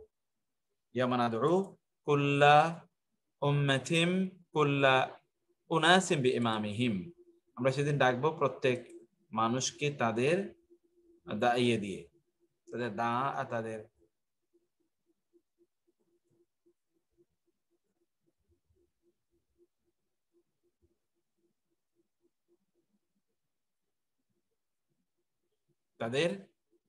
তাদের যে ইয়ে আছে, সরি আমাদের এটা বললো উমামিতিম ইমামিহিম, আমরা সেদিন ডাকবো প্রত্যেক মানুষকে তাদের ইমাম। ইমাম শব্দের দুটো অর্থ আছে কোরআনে, আমরা সেটা পরে পড়বো। এখন বললে তার আমল নামা, এর উপর ভিত্তি করে তাকে আমরা সেদিন ডাকবো। এবং কোরআনে আপনি আরো অন্য জায়গায় উনাসুন ইন্নাহুম উনাসুন ইয়াতাতাহহারুন, তারা হচ্ছে এমন জাতি, তারা কি চায়, তারা আসলে তারা পুত পবিত্র, তারা নিজেরা পুত পবিত্র, এমন কিছু তারা দেখাতে চায়। এটা বলার জন্য এই উনাস শব্দটি ব্যবহৃত হয়েছে কোরআনে। ইন্নাহুম উনাসুন ইয়াতাতাহহারুন, যেখানে আমি আপনাদেরকে এই শব্দটি আরো ব্যবহার, আমি তো এত ব্যবহার তো এমনি দেখাতে পারবো না। যে দেখুন, কদ আলিমা, জেনে নিল, কুল্লু উনাসিন, প্রত্যেক গ্রুপ অফ পিপল, মাশরাবাহুম, তাদের পানি পানের স্থান। এটাও যে মুসা আলাইহিস সালাম এর সাথে 12 বনি ইসরায়েল 12টি গ্রুপ, তারা যে বের হয়ে গেছে, এদেরকে বোঝানোর জন্য উনাস শব্দটি উল্লেখ করা হয়েছে এখানে। এবং দেখেন তাদেরকে কিন্তু নির্দেশ দেওয়া হবে, কুলু, খাও, পান করো আল্লাহর রিজিক থেকে, ওয়ালা তাআসাউ ফিল আরদি মুফসিদিন, জমিনে তোমরা বিভিন্ন ফিতনা ফাসাদ ইত্যাদি করে বেড়াইও না, এটা বলা হয়েছে। এবং আবার কদ আলিমা কুল্লু উনাসিম মাশরাবা, একই ইয়াউমা নাদু কুল্লু উম্মাতিম বিইমাম, প্রত্যেক মানুষকে আহ্বান করা হবে তাদের যে আমল নামা আছে সেটা সহ তাদেরকে ডাকা হবে। অথবা ইমামের সাধারণ যে অর্থ, সে অর্থ হতে পারে যে তাদের নেতা কাকে সে নেতা বানিয়েছে, সে ইমাম, নেতাকে সহ সেখানে আহ্বান করা হবে, সে নেতাকে তার অর্থে হতে পারে। তারপরে আল বাশার শব্দটি, এবার আসি আমরা আল বাশার শব্দটি নিয়ে। আমরা এবার দেখি যে এই শব্দটি কি কি অর্থে কোরআনে ব্যবহৃত, এটাও কিন্তু মানুষকে বোঝানোর জন্য। যেমন আবুল বাশার, আবুল বাশার কার নাম কেউ বলতে পারেন? কাকে আবুল বাশার বলা হয়? আমাদের রাসূল সাল্লাল্লাহু আলাইহি ওয়াসাল্লাম, আদম আলাইহিস সালাম, মুহাম্মদ সাল্লাল্লাহু আলাইহি সাল্লাম। হ্যাঁ, আদম আলাইহিস সালাম। জি, মুহাম্মদ সাল্লাল্লাহু আলাইহি সাল্লাম। আদম আলাইহিস সালাম স্যার। আদম আলাইহিস সালাম কে স্যার? আদম আলাইহিস সালাম, এক্স্যাক্টলি। আদম আলাইহিস সালাম বলে আবুল বাশার। মানব জাতির পিতা কি মুহাম্মদ সাল্লাল্লাহু আলাইহি সাল্লাম কেমনে হয়? মানব জাতির পিতা তো আদম আলাইহিস সালাম। আবুল বাশার বলা হয় আদম আলাইহিস সালামকে। বাশার শব্দটি একটু দেখুন, শব্দটি শারীরিক অবকাঠামো বিশিষ্ট মানুষকে বোঝাতে কোরআনে মোট 37 বার উল্লেখিত হয়েছে। শব্দটি বাশারা থেকে এসেছে, যার অর্থ হলো শরীরের চামড়া। যেমন রাজুলুন বাশিরুন, ওমরাআতুন বাশিরাতুন, মানে সুন্দর পুরুষ বা নারী। ফলে মাটি পানি হতে সৃজিত এবং নির্দিষ্ট অবকাঠামোয় সৃষ্ট মানুষকে বোঝাতেই এই শব্দটি ব্যবহৃত হয়েছে। তার মানে কি, বাশারুন শব্দটি যখন আপনাকে সৃষ্টি করা হয়েছে, ওই জিনিসটা মূলত এখানে বোঝানোর উদ্দেশ্য যে তোমাকে তো আমি এইটা থেকে সৃষ্টি করছি, তোমাকে আমি এটা থেকে সৃষ্টি করেছি, অথবা তুমি তো এরকম রক্ত মাংসে সৃজিত একজন মানুষ। যেমন রাসূল সাল্লাল্লাহু আলাইহি ওয়াসাল্লাম কোরআনে আছে, রাসূল সাল্লাল্লাহু আলাইহি ওয়াসাল্লাম বললেন আমি তো তোমাদের মতোই মানুষ, মানে তোমাদের মতোই রক্ত মাংসে তৈরি একজন মানুষ। আমার একটা নির্দিষ্ট অবকাঠামো আছে, এই তোমাদের মতো এই অবকাঠামো নিয়েই আমি তোমাদের মতোই মানুষ। There is no difference between you and me in terms of human nature, human যে অরিজিন। এই অরিজিনের ক্ষেত্রে তুমি এবং আমি একই, তোমারও পিতা আদম আমারও পিতা আদম, এটা হাদিসে এসেছে। তুমিও মানুষ রক্ত মাংস থেকে, আমিও মানুষ, তোমারও বাবা মার মাধ্যমে জন্ম, আমারও বাবা মার মাধ্যমে জন্ম। এই তো এইটাই দেখেন কোরআনের সবগুলো আয়াতে একই স্টাইল বর্ণনা করা হয়েছে। মা কানা লি বাশারিন, কোন মানুষের জন্য, বাশার মানুষের জন্য শোভনীয় না। আমি কিন্তু মা কানা এর অর্থ বলে এসেছিলাম আপনাদেরকে আলাদা, যে মা কানা এর পরে যদি একটা লামজের লি থাকে তাহলে এর অর্থ কি, মানে এটা অসম্ভব, সম্ভবই নয়, এটা শোভনীয় নয়, এটা অসম্ভব। লিবাশারেন কোন মানুষের জন্য, আইয়ুতিহুল্লাহু, যে আল্লাহ তাআলা তাকে দেবেন আল কিতাবা, কিতাব, ওয়াল হুকমা, প্রজ্ঞা, ওয়ান নবুওয়াতা, এবং নবুওয়াত, সুম্মা অতঃপর ইয়াকুলু, সে বলবে লিন্নাসি, মানুষকে, কোন তোমরা হও ইবাদান, বান্দা, লি, আমার, মিন দুনিল্লাহ, আল্লাহকে বাদ দিয়ে আমার বান্দা হয়ে যাও, তোমরা আমার দাস হয়ে যাও। এটা কোন মানুষের জন্য সম্ভব নয়, কোন মানুষের জন্য এটা সম্ভব। এটা জিনরা বলতে পারে, অন্য কেউ বলতে পারে, কিন্তু আল্লাহ তাআলা, মানুষ যাকে রক্ত মাংস দিয়ে এভাবে তৈরি করা হয়েছে, তার জন্য এটি সম্ভব নয় যে সে এটি বলবে।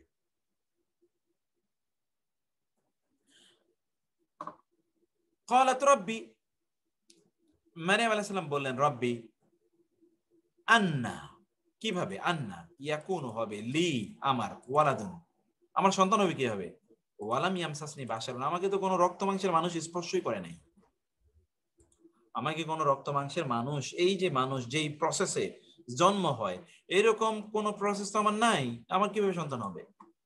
ওয়ালাম ইয়ামসাসনি, মাসসুন, মাসসুন মানে স্পর্শ করা।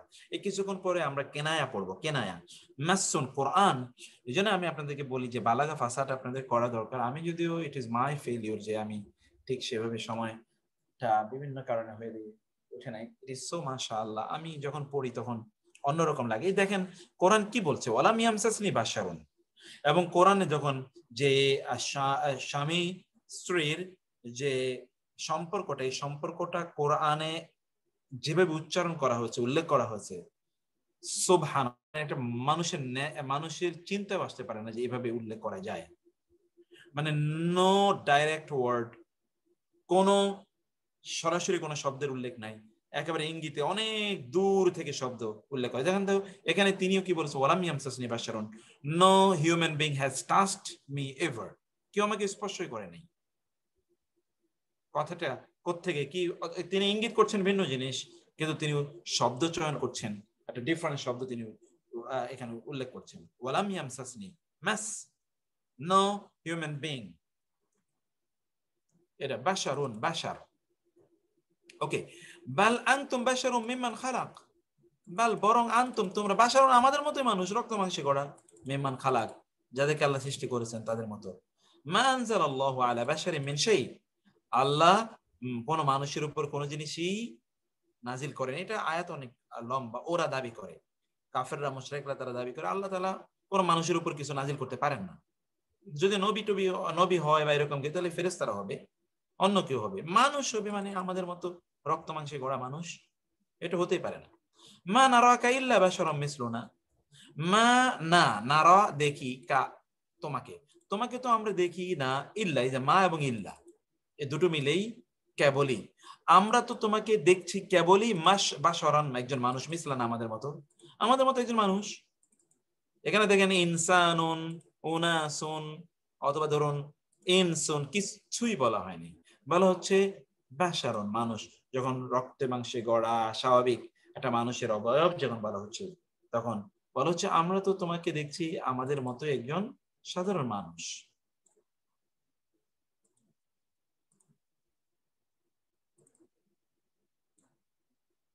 ওকে, তারপর দেখি ইন্নী খালিকুন, নিশ্চয়ই আমি সৃষ্টিকারী, বাশারান মানুষকে, মিন হতে, সলসলিন মিন হামাইম মাসনুন। এখানে কিন্তু শুধু তার সৃষ্টি কি দিয়ে তো করা হয়েছে সে আলোচনা, এখানে কিন্তু পরবর্তী তাকে আমি দায়িত্ব দিয়েছি এটা করবে, সে সেটা করেনি, এই আলোচনা না। এখানে আলোচনা হলো যেমন এর আগে আমরা দেখেছি যে সেখানে তিনি আল্লাহ তাআলা মানুষকে কি কি দিয়ে সৃষ্টি করেছেন, যেমন ওয়ালাকাদ খালাকনাল ইনসানা ওয়া খালাকাল ইনসানা মিন সলসলিন কাল ফাখার। এরপরে কিন্তু তাকে দায়িত্বের কথা বলা হচ্ছে, কিন্তু এখানে কিন্তু কোনো দায়িত্বের আলোচনা নাই।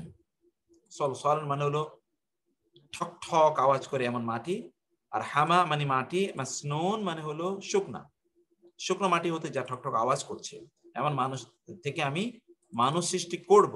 এটা কে? আদম আলাইহিস সালামের সৃষ্টির ব্যাপারে যখন ফেরেশতাদের সামনে আল্লাহ তাআলা উল্লেখ করছেন, সেই সময়ের আলোচনা, কারণ এটা স্ট্রাকচার, একটা অবয়ব তিনি তৈরি করবেন। লাম আকুন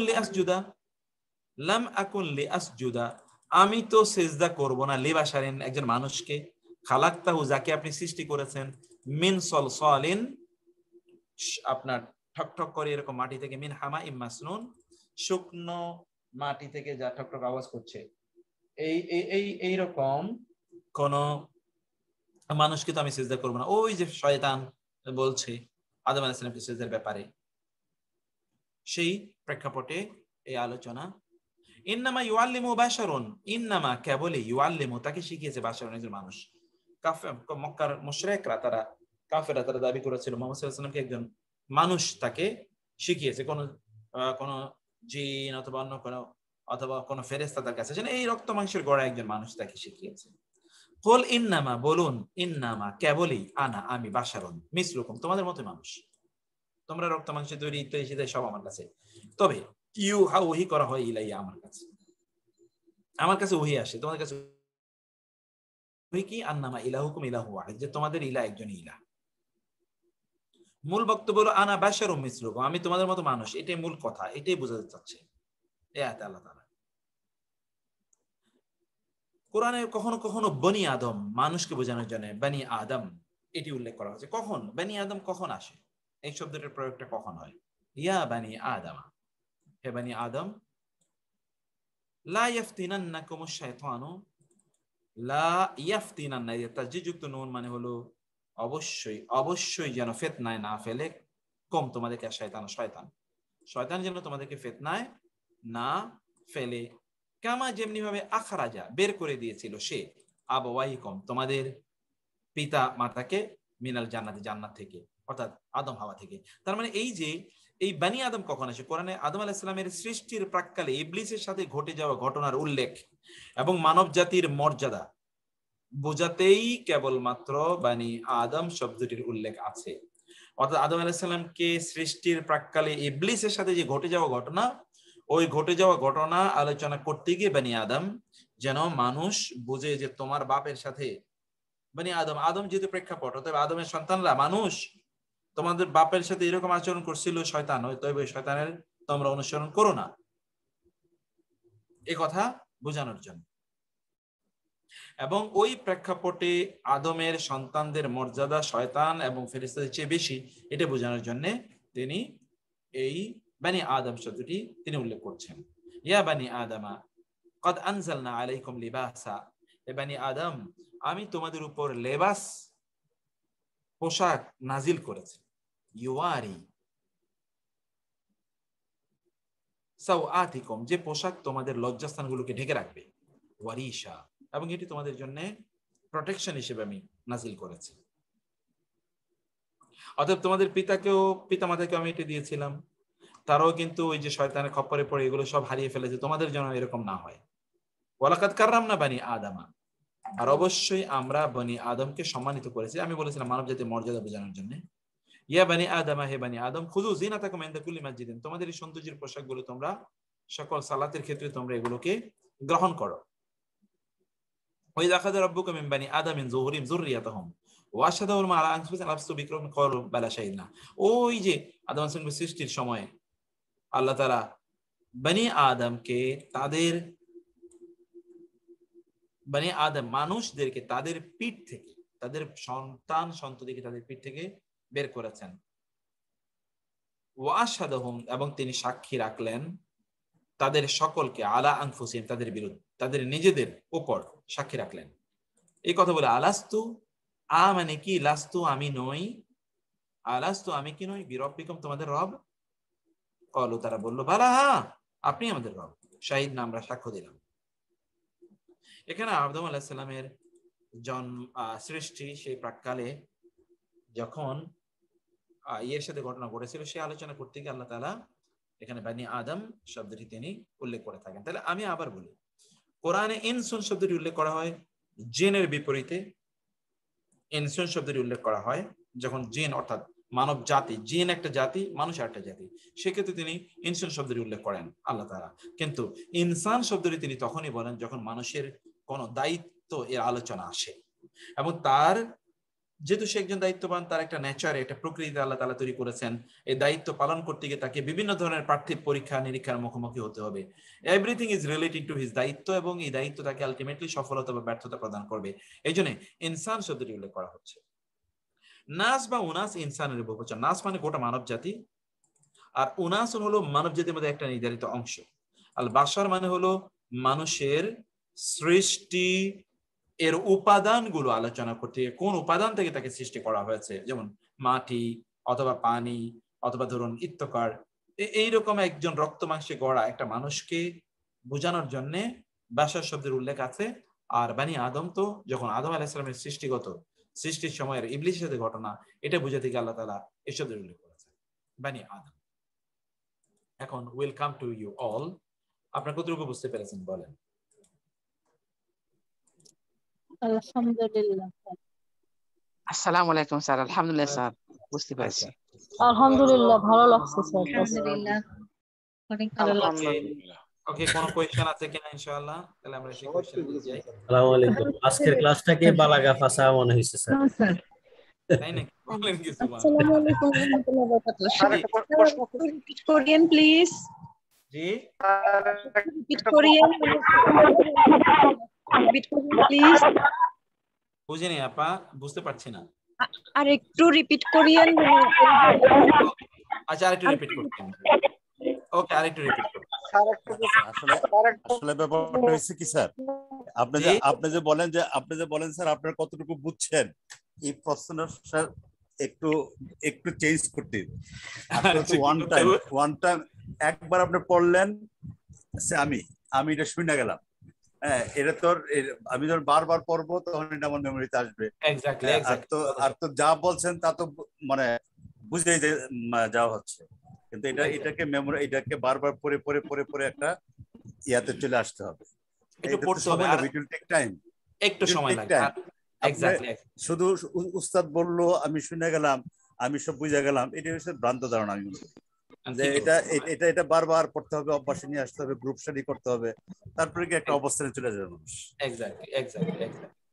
আচ্ছা, এখানে আশরাফ, আমি যে বলছিলাম যে আমাদের একটা ডিসকাশন গ্রুপ বালাগা ভাষা, রাসূল সাল্লাল্লাহু আলাইহি সাল্লাম জি বালাগা ভাষা সবাই তাদের আইডিয়াগুলো শেয়ার করতে পারবে। এরকম আমাদের বালাগা ভাষার একটা গ্রুপ স্টাডি ওপেন করতে পারলে 5 দিন 10 দিন না 15 দিন বলো, আমার খুবই ভালো হয়। ঠিক আছে, এটা আশরাফ আপনি আজকে এটা ওপেন করে দেবেন, সবাইকে ইনক্লুড করে দেবেন। এবং এটা স্টুডেন্ট থেকে স্যার, এটা স্টুডেন্ট থেকে তৈরি হলে ভালো হয়। হ্যাঁ স্টুডেন্ট থেকে হোক, আপনারা সদস্য করবে, আপনি এটা পরে এটা গাইড করলেন। ঠিক আছে, একটা ডিসকাশন গ্রুপ একটা স্যার হয়েছে, কিন্তু আসলে ওখানে ওইরকম ডিসকাশন তেমন হয়নি এখনো স্যার। ডিসকাশনটা আসা দরকার। ডিসকাশন আসলে কি হলো, আমরাও তখন একটু এঙ্গেজড হয়ে যে কোথায় কি প্রয়োজন হয়। আমাদের টিচার এবং আমাদের এখানে যারা পার্টিসিপেন্ট আছেন অনেকেই কিন্তু অনেক ভালো বোঝেন, তো ফলে তারাও এখানে কিছু কন্ট্রিবিউট করতে পারলো ইনশাআল্লাহ। ডিসকাশন গ্রুপ যদি হয়ে থাকে তো মাশাআল্লাহ। ঠিক আছে, ডিসকাশন গ্রুপ একটা হয়েছে স্যার, কিন্তু that is not active that much. এটা অ্যাক্টিভ করা দরকার। এইটা আমি বলতেছিলাম যে এই ডিসকাশন গ্রুপটা স্টুডেন্টের থেকে হইতে হবে, এটা স্টুডেন্ট থেকে না। স্টুডেন্ট থেকে হইলে এটা স্টুডেন্ট থেকে এটা ওপেন করে দিতে হবে। ওপেন আসলে এটা ওপেন করে দেবেন যদি আপনি করে থাকেন। এটা ওপেন আছে স্যার, ওপেন আছে, কিন্তু আমরা সবাই পার্টিসিপেট করতে পারছি না বা করছি না। গ্রুপে জানাইতে হবে সবাইকে, সবাই জানে না, সবাই জানে, আমি কিন্তু জানি না। এই তো এটা তাহলে সবাইকে জানিয়ে দিতে হবে স্যার। না ঠিক বলছেন, হোয়াটসঅ্যাপ গ্রুপে আমরা যারা আছে ওদেরকে ইনক্লুড করে নেন, তাহলে তো পাবো, যখন আমি পাচ্ছি না। হ্যাঁ না, অনেককে ইনক্লুড করা হয়েছে, কিন্তু আসলে স্যার একটা যে বিষয় কি, মানে আমরা যারা ইনক্লুড হয়েছি তাদের যেমন কোশ্চেন করতে হবে, এবং অন্য যারা আছে যারা জানেন তারা যেমন রিপ্লাই করতে হবে, প্লাস আপনাদেরকেও স্যার একটু দেখতে হবে, আপনাদের মধ্যে যারা শায়খরা আছেন তাদেরকেও একটু দেখতে হবে। ঠিক বলছেন, যে আমি একজন অ্যানসার দিলাম, কিন্তু অ্যানসারটা আমি সঠিক দিলাম কিনা সেটাও একটু দেখা দরকার। অফ কোর্স ঠিক বলছেন। ঠিক আছে, ইনশাআল্লাহ I will ইনশাআল্লাহ ওয়াচ ওভার ইট ইনশাআল্লাহ। এইটাতে আমি খলিকলিং জি স্যার, খলিকল ইনসানুকে ইনসানা না ইনসানু হলো কেন স্যার? কোথায় খলিকাল ইনসানু? এটা নাইবে ফাইল আপনারা পড়ে এসেছেন। ডেপুটি ডুয়ার, নাইবুল ফাইল। একটা হলো ফাইল আর একটা হলো নাইবুল ফাইল। খুলিকা দ্য ম্যান ইজ ক্রিয়েটেড। আপনার ভয়েস পড়েছেন না, voice change, active voice, passive voice, active voice, passive voice, তাই না? আই ইট রাইস, এখানে রাইস তো এখানে কি অবজেক্ট, কিন্তু রাইস তো সাবজেক্ট হয়ে যাবে। The rice was eaten, rice subject হয়ে যেতে পারে, এটা এখন সাবজেক্ট হয়ে গেছে। অখলিকাল ইনসানু দ্য ম্যান ইজ ক্রিয়েটেড দাইফ অ্যাজ উইক। তাহলে আমরা আবার বলি, এরপর আরো কিছু বিষয় আছে, কারণ আমি আজকের মূল আলোচনা এখনো যাই নাই। তাহলে যে যেমন আল ইনস শব্দটি কোরআনে আমরা বলছি যে এটা 19 বার আছে। আমরা এই স্টাইলে আপনাদেরকে লেকচার শিট গুলো এখন থেকে প্রোভাইড করবো ইনশাআল্লাহ। এই জিনিসগুলো এতে আমরা কি হচ্ছে অনেক আয়াত আমরা পেয়ে যাই, আবার লিটারেচারটা আপনাদের কাছে থাকলে কোনো এক সময় রেফারেন্সের জন্য আপনারা ব্যবহার করতে পারবেন ইনশাআল্লাহ। তো ইন শব্দটা জিনের বিপরীতে একটা কমিউনিটিকে বোঝানোর জন্য আসে। ইনসান যাকে আপনারা শব্দটা মনে রাখবেন, মুকাল্লাফ। কয়েকবার আমার সাথে বলেন তো, মুকাল্লাফ বলেন তো।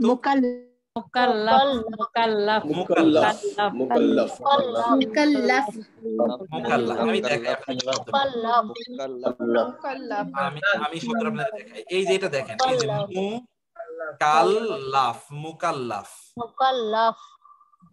মুকাল্লাফ মানে কি জানেন? যাকে মুকাল্লাফ এই যেভাবে মিম কাফ তারপর হচ্ছে লাম এ ফা, মুকাল্লাফ অর্থাৎ যাকে তাকলিফ দেওয়া হয়েছে, তকলিফ, যাকে দায়িত্ব দেওয়া হয়েছে, দায়িত্ববান, মুকাল্লাফ। এরকম মুকাল্লাফ কোন মানুষকে বোঝানোর জন্য আপনার ইনসান শব্দটি ব্যবহার করা হয়, মানুষের নেচার, প্রকৃতি বোঝানোর জন্য। এবং মানুষ যে পরীক্ষা নিরীক্ষা, যেহেতু সে তো পরীক্ষার ময়দানে আছে, পৃথিবীতে তার পরীক্ষার ময়দান, এটা বোঝানোর জন্য আল্লাহ সুবহানাহু ওয়া তাআলা ইনসান শব্দটি আল্লাহ সুবহানাহু উল্লেখ করেছেন। এরপর হচ্ছে এটারই বহুবচন হলো নাসুন এবং উনাসুন। নাস মানে হলো গোটা মানব জাতি, কিন্তু উনাসুন কিন্তু মানব জাতি মানে যারা মুকাল্লাফ, এমন মানব জাতি যাদেরকে দায়িত্ব দেওয়া হয়েছে। আর উনাসুন হলো একটা specific group of people, those who R responsible for doing something. এটা আল বাশার মানে হচ্ছে মানুষের সৃষ্টিগত যে অবকাঠামো এবং এবং এবং সৃষ্টিগত তাকে যে সকল জিনিস থেকে সৃষ্টি করা হয়েছে, এই সকল আলোচনা, অথবা মানুষের যে একটা যে স্ট্রাকচার আছে, একটা ইমেজ আছে, যে ইমেজ তাকে তৈরি করা হয়েছে, এটা বোঝানোর জন্য বাশার উল্লেখ করা হয়েছে। যেমন রাসূলুল্লাহ বলেছেন, আমি তোমাদের মতো একটা ইমেজধারী বাশার, মানুষ, তোমাদের মতোই মানুষ আমি। এবং অন্য জায়গায় দেখবেন যে কোরআন আল্লাহ তাআলা বলেছেন যে মা এই লোকের কি হয়েছে, ওরা বলতো মালি হাযাল রাজুল ইয়াকুলু তুআম ওয়া ইয়ামশি ফিল আসওয়াক, এর নবী দাবি করে সে তো আমাদের মতো মানুষ, বাজারে যায় খায় দায়, সে বাজারে যায় খায় দায়, তো ও তো আমাদের মতো মানুষ, তাহলে সে আবার নবী হয় কিভাবে? বাশার। আর বানি আদম হলো আদম আলাইহিস সালাম এবং ফেরাও এবং শয়তানের, আদমের সৃষ্টির সময় শয়তানের সাথে যে শয়তানের যে ইস্যুটি ছিল, ওয়াসওয়াসা ছিল, সেই বিষয়গুলো বারবার বনি আদমকে, আদম সন্তানদেরকে স্মরণ করিয়ে দেওয়ার জন্য আল্লাহ তাআলা বানি আদম বলেছেন। এটা তো ন্যাচারাল যে আপনি আপনার সন্তানদেরকে যদি কোনো কিছু স্মরণ করতে, তাহলে আপনি অথবা কোন একটা প্রেক্ষাপট সম্পর্কে স্মরণ করিয়ে দিতে চাইলে ওই প্রেক্ষাপটটা এখানে উপস্থাপন করবেন। এটা তাই করা হয়েছে যে তোমার বাপ এবং মাকেও এই শয়তান ধোঁকা দিয়েছিল, তো তুমিও কি সেই ধোঁকায় পড়তে চাও নাকি, সেটা বলার জন্য এই শব্দের প্রয়োগ এখানে আছে। ওকে, এবার আমি ওই যে বইটা আপনাদেরকে যে বইটা দেখাচ্ছিলাম সেই বইটার দিকে একটু যাই। ইনশাআল্লাহ বইটা আমি দিয়ে দিয়েছি। এখানে দুইটা সুন্দর সুন্দর জিনিস আমি একটু বলি আপনাদেরকে। কঠিন কোনটা এটা আমরা বলে ফেলছি, এই যে আল ইনসান আল ইনস, এটা আমি বলে ফেলছি, লম্বা নিয়ে বলছি, এটা বলবো না, এটা জরুরি না। কিন্তু আর রুইয়া ওয়াল হুলম, এটা খুব মজাদার একটা জিনিস। আচ্ছা বলুন তো ইংরেজিতে স্বপ্নকে কি বলে, বলেন তো? স্বপ্ন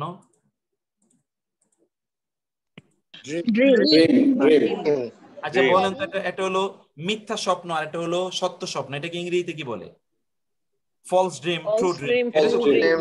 তার মানে আপনাকে একটা ফলস ট্রু শব্দ ব্যবহার করতে হবে।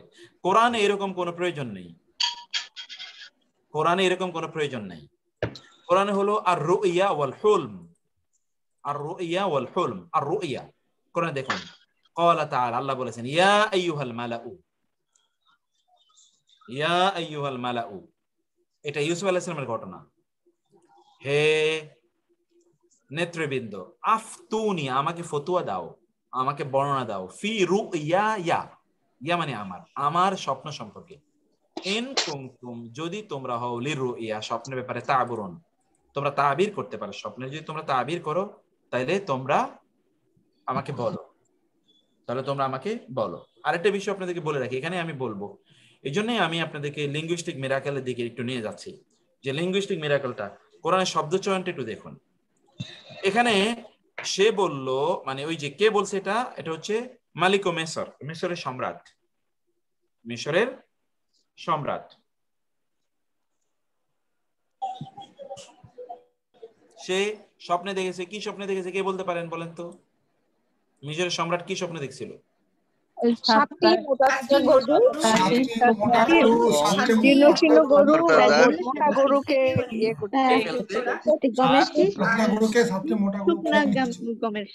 আরেকটা আরেকটা গমের শীষ, সাতটি গমের শীষ, 7টি গমের শীষ কি শুকিয়ে গেছে, 7টি গমের শীষ ছিল সেখানে, তার পাশাপাশি দেখে 7টি শুকনো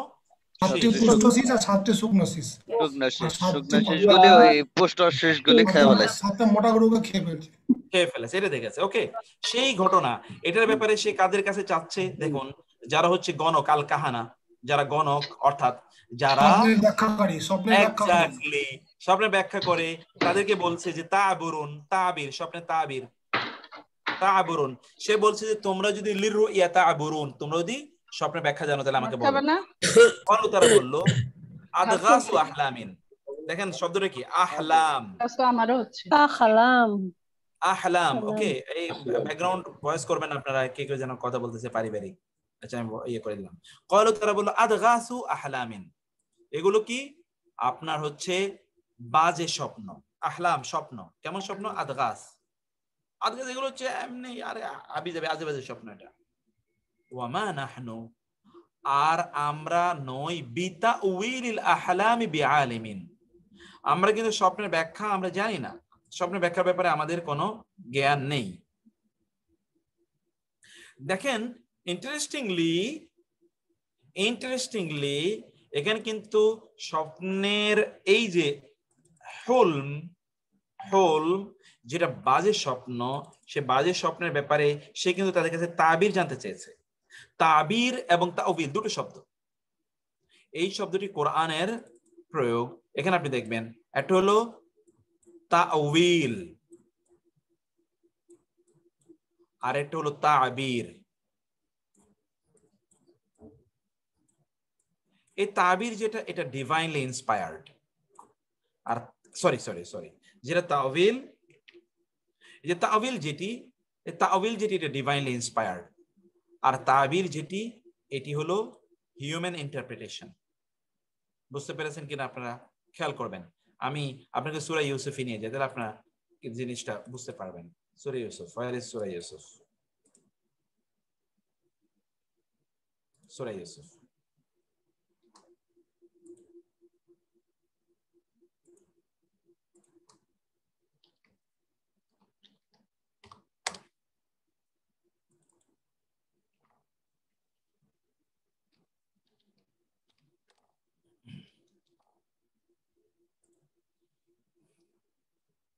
ওকে। এখানে দেখেন,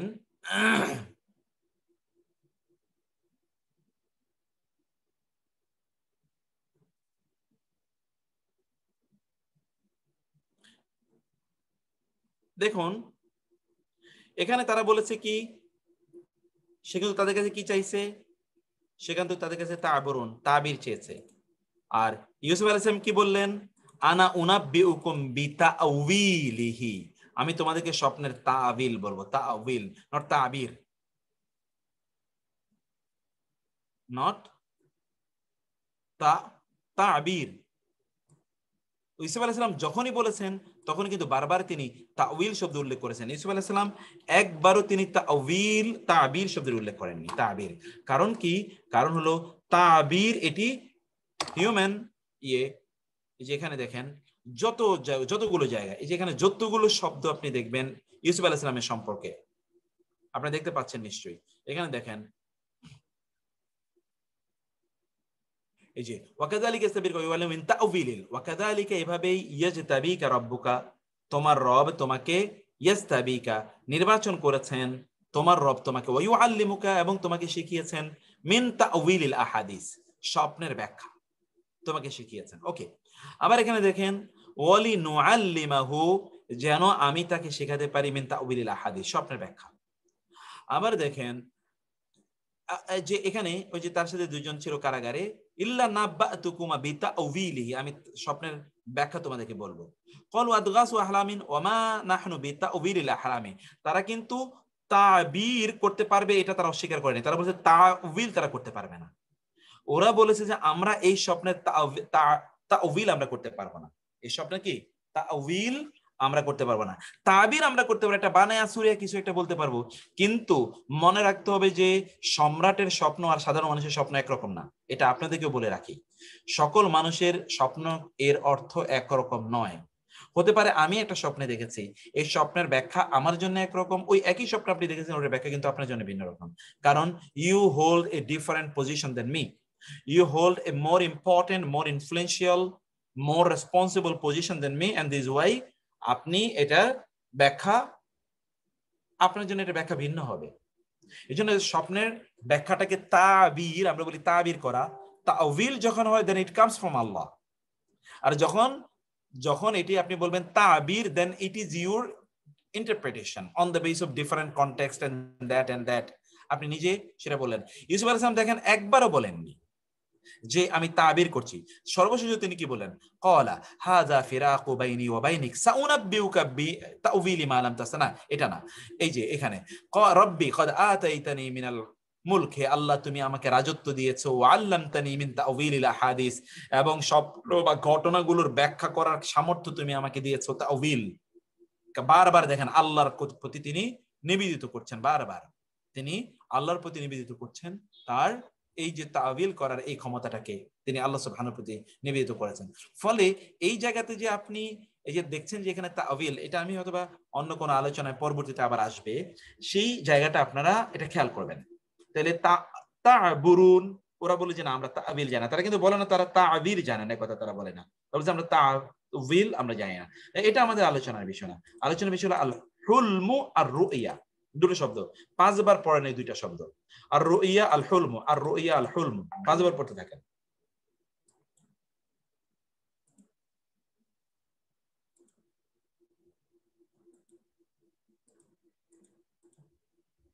আর রুইয়া আল হুলম বলেন তো, শুনছি আমি।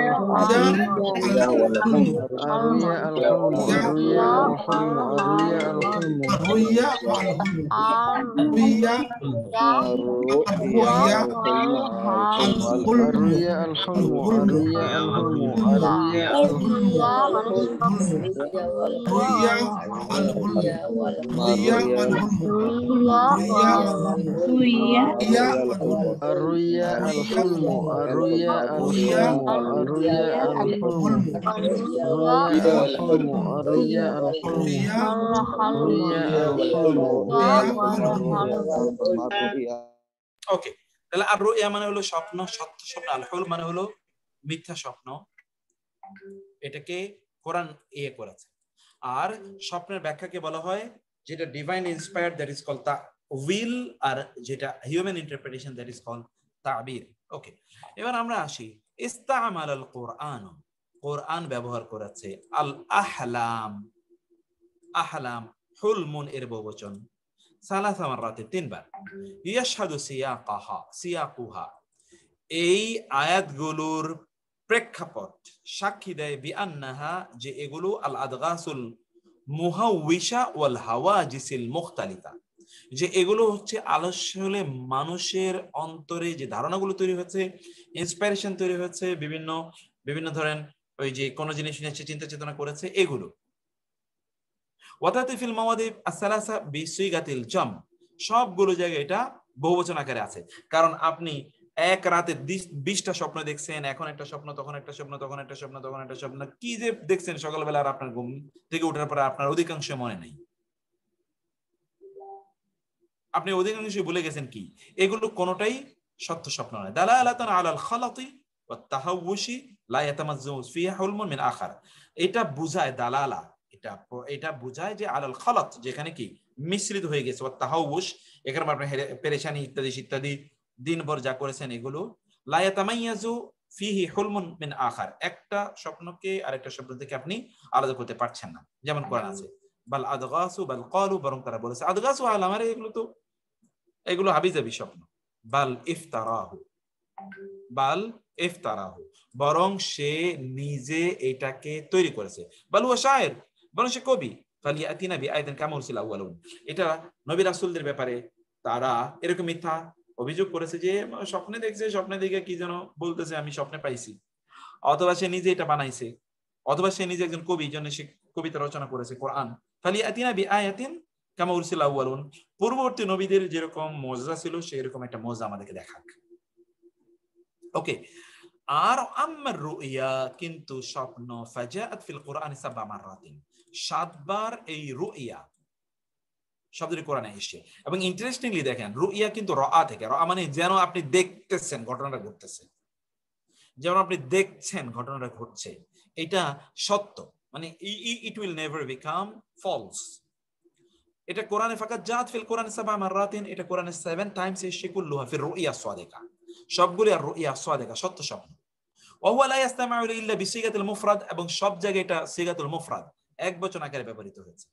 দালালাতান আলা তামাইয়ুজ ওয়াল ওয়ুদুহি ওয়াস সাফা, এটা বোঝাচ্ছে যেটা আপনি স্পষ্ট বলতে পারছেন, আপনার কাছে এটা প্রকাশ্য এবং একেবারেই আপনার কাছে জলজান্ত, আপনার কাছে কোনো একটার সাথে আরেকটা মিলেমিশে যাচ্ছে না।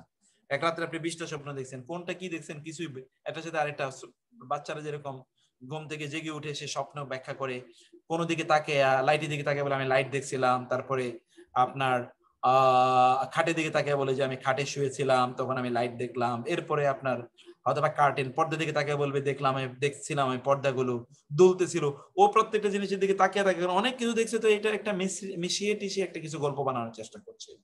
কিন্তু সত্য স্বপ্ন এটা একটাই, ওয়ান সিঙ্গুলার, আপনার সিঙ্গুলার ইয়েতে এটি ব্যবহৃত হচ্ছে, সিঙ্গুলার ওয়ার্ড।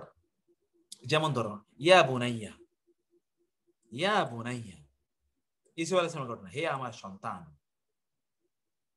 লা তাকসুস, তুমি বলো না, কিসসা ঘটনা বলা, রুইয়াকা তোমার স্বপ্ন, আলা ইখওয়াতিকা তোমার ভাইদের কাছে, ফায়াকিদু তাইলে তারা ষড়যন্ত্র আঁটবে, লাকা তোমার বিরুদ্ধে, কায়দা চক্রান্তে, ইন্না শায়তান নিশ্চয় শয়তান ইনসানে মানুষের জন্য আদু মুবিন স্পষ্ট শত্রু। তাহলে এখানে আপনি দেখতে পেলেন যে রুইয়া এবং হুলম এটি মূলত ব্যবহৃত হয় সত্য স্বপ্ন বোঝানোর জন্য। রুইয়া কারণ যেন আপনি প্রকাশ্যে দেখতে পাচ্ছেন, যেন ইউ ক্যান ভিজুয়ালাইজ ইট। আল হুলম যেটি মিথ্যা। ওকে, ইদা উদিফাত কালিমাতু কোরআন, কোরআনে কোরআন শব্দটি আছে, কিন্তু কখন কি অর্থে আছে? কোরআনে কোরআন শব্দটি দুটো অর্থে আছে, মনে রাখতে হবে। একটা হলো কোরআন মানে হলো পাঠ, রিডিং, রিসাইটেশন, আর একটা কোরআন মানে the book which was revealed upon the prophet Muhammad সাল্লাল্লাহু আলাইহি ওয়াসাল্লাম। মনে রাখতে হবে এটা সবসময়। কোরআন মানে হচ্ছে এই কোরআন নয়, কোরআন মানে হচ্ছে পাঠ করা। এটা হতে পারে কি পাঠ করবে, সেটা এই কোরআনই পাঠ করবে, তাতে কোনো সমস্যা নেই। কিন্তু এই যে the book which was revealed upon the prophet, এটা সবসময় কোরআন বলতে এটা বোঝায় না। যেমন ইয়াসিন ওয়াল কোরআনিল হাকিম, বাল হুয়া কোরআনুম মাজিদ, এটি কিন্তু কোরআন বোঝাচ্ছে। কিন্তু অন্য জায়গায় এটি কোরআন মানে হলো রিডিং। যেমন আমরা এখানে বলছি ইদা উদিফাত কালিমাতু কোরআনিল ইলা মা বা'দাহা, যদি কোরআন শব্দটিকে অন্য কোন শব্দের সাথে সম্পৃক্ত করে ব্যবহার করা হয়। এদাফাত, এদাফাত আপনারা পড়ে এসেছেন, এদাফা যখন এদাফা হয়, এদাফা তখন এটা দ্বারা কোরআনকে বোঝানো হয় না, বরং এটা দ্বারা বোঝানো হয় আল্লাহর কিতাব তেলাওয়াত বা পাঠ করা। এটি কোরআনে 4 জায়গায় আছে, এই ব্যাপারটাই কোরআনে 4 জায়গায়। যেমন এখানে দেখুন, আকিমিস সালাতা লিদুলুকিশ শামসি ইলা গাসাকিল লাইলি ওয়া কুরআনাল ফাজরি।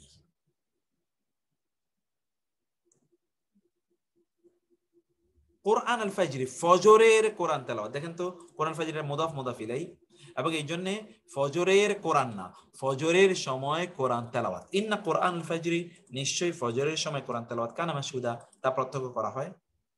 ইন্না আলাইনা জামাআহু, নিশ্চয়ই আমাদের উপর এই কোরআনকে সংকলন করা। ওয়া কুরআনা মানে কি কোরআন আল কোরআন, কোরআনাহু মানে কি তার পাঠ, তার মানে কি কোরআন। তাহলে এখানে কি কোরআনাহু মানে হচ্ছে কোরআন আল কোরআনি, কোরআনের কোরআন মানে কোরআনের পাঠ। কোরআনুল কোরআন মানে হচ্ছে the reading of the recitation of Quran. ফাইজা ক্রানাহু ফাত্তাবিল কোরআনা, অতএব যখন আমরা কোরআন পাঠ করব, ফাত্তাবি কোরআনা, তখন তোমরা তার পাঠ মানে কোরআনের পাঠকে তোমরা অনুসরণ করবে, তুমি অনুসরণ করবে। ফাত্তাবি তুমি অনুসরণ করবে, ইত্তেবা। এই জন্য আপনারা অনেকে আমাদেরকে প্রশ্ন করেন যে কোরআনের গুন্না, সিফাত, মাখরাজ, তারপরে তাজবিদ, তারতিল, এগুলো আমাদের জন্য বাধ্যতামূলক কিনা। এই যে ফাত্তাবি, এই শব্দের মধ্যেই সেটি নিহিত আছে। কারণ কোরআনে আল্লাহ সুবহানাহু ওয়া তাআলা ইত্তেবা শব্দটি কখনো কখনো তিনি তাবাআ উল্লেখ করেছেন, তাবাআ, কখনো কখনো তিনি উল্লেখ করেছেন ইত্তাবা। শব্দটি কিন্তু একই শব্দ থেকে এসেছে, তাবাআ। দেখেন এই তাবেআ মানে হলো বড় বড় বিষয়ে অনুসরণ করা, আর ইত্তাবা মানে হলো ছোট ছোট বিষয়ে অনুসরণ। বড় তো থাকবেই, বিগ ইস্যু এবং স্মল, সব ইস্যুতে আপনাকে ফলো করতে হবে। এটা হলো ইত্তেবা। এখানে আল্লাহ তাআলা কি বলেন? ফাত্তাবি, অতএব even you should follow even the smallest issues while reciting the Quran. ফাত্তাবি কোরআনা, অতএব তুমি তার কোরআনকে, পাঠকে তুমি অনুসরণ করো, ইত্তেবা করো, তুমি তার পাঠকে। এই জন্য এখানে দেখেন কি হয়েছে, ফালমানে ফিল ইসরা, সূরাতুল ইসরায়ে কিরাআতুল কোরআনি ফিল ফাজর, ফজরের সময় কোরআন তেলাওয়াত করা। আর সূরা কিয়ামতে কিরাআতু ওয়া তিলাওয়াতুল কালামিল্লাহি তাআলা। এই যে ফাত্তাবি কোরআনা অথবা কোরআনা, এই দুটো বুঝা, এই কোরআনা মানে হচ্ছে Quran of the Quran, meaning reading of the Quran, এটি বোঝানো হচ্ছে।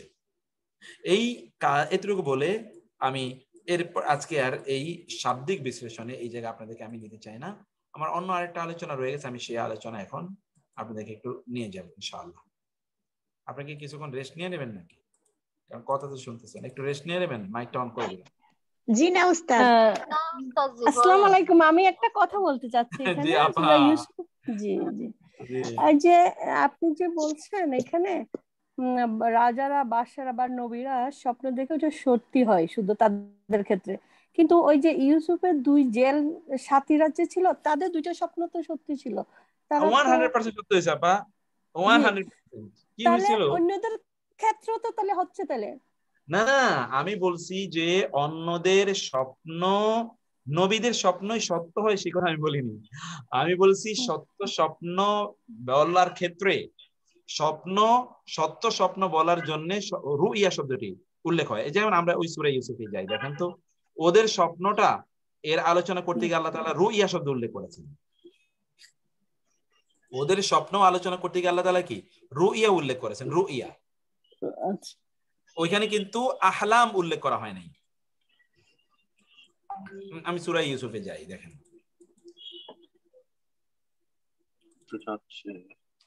ওইখানে কিন্তু আহলাম শব্দটি উল্লেখ করা। রাজা বাদশার স্বপ্ন আর সাধারণ মানুষের স্বপ্ন কি একরকমই হয় কিনা, এটা তো ভিন্ন রকম। এই কথাটা বলতেছেন জি, এই কথা আমি বলছি আপা, রাজা বাদশার স্বপ্ন আর সাধারণ মানুষের স্বপ্ন এক না। যেমন ধরেন আপা আপনার স্বপ্ন আর আমার স্বপ্ন এক হবে না আপা, ম্যান টু ম্যান ভেরি করে, এটা ভেরি করে। যেমন ধরেন রাসূল সাল্লাল্লাহু আলাইহি ওয়াসাল্লাম স্বপ্নে দেখেছেন, আমাদের একটা অবস্থা দেখেন, রাসূল সাল্লাল্লাহু আলাইহি ওয়াসাল্লাম স্বপ্নে দেখেছেন তিনি বাইতুল্লাহ জিয়ারত করতেছেন, আর আমি স্বপ্নে দেখি বাইতুল্লাহ জিয়ারত করছি। দুইটা স্বপ্ন কিন্তু ভিন্ন। জি, অনেক সময় আমরা তো এরকম স্বপ্ন দেখি, কোন কোন স্বপ্ন দেখি যে হয় কিন্তু এটা চেঞ্জ করতে তো পারি না, চেঞ্জ করা তো যায় না, এটা দেখি যে হয়ে যায় কিন্তু এটা হবে।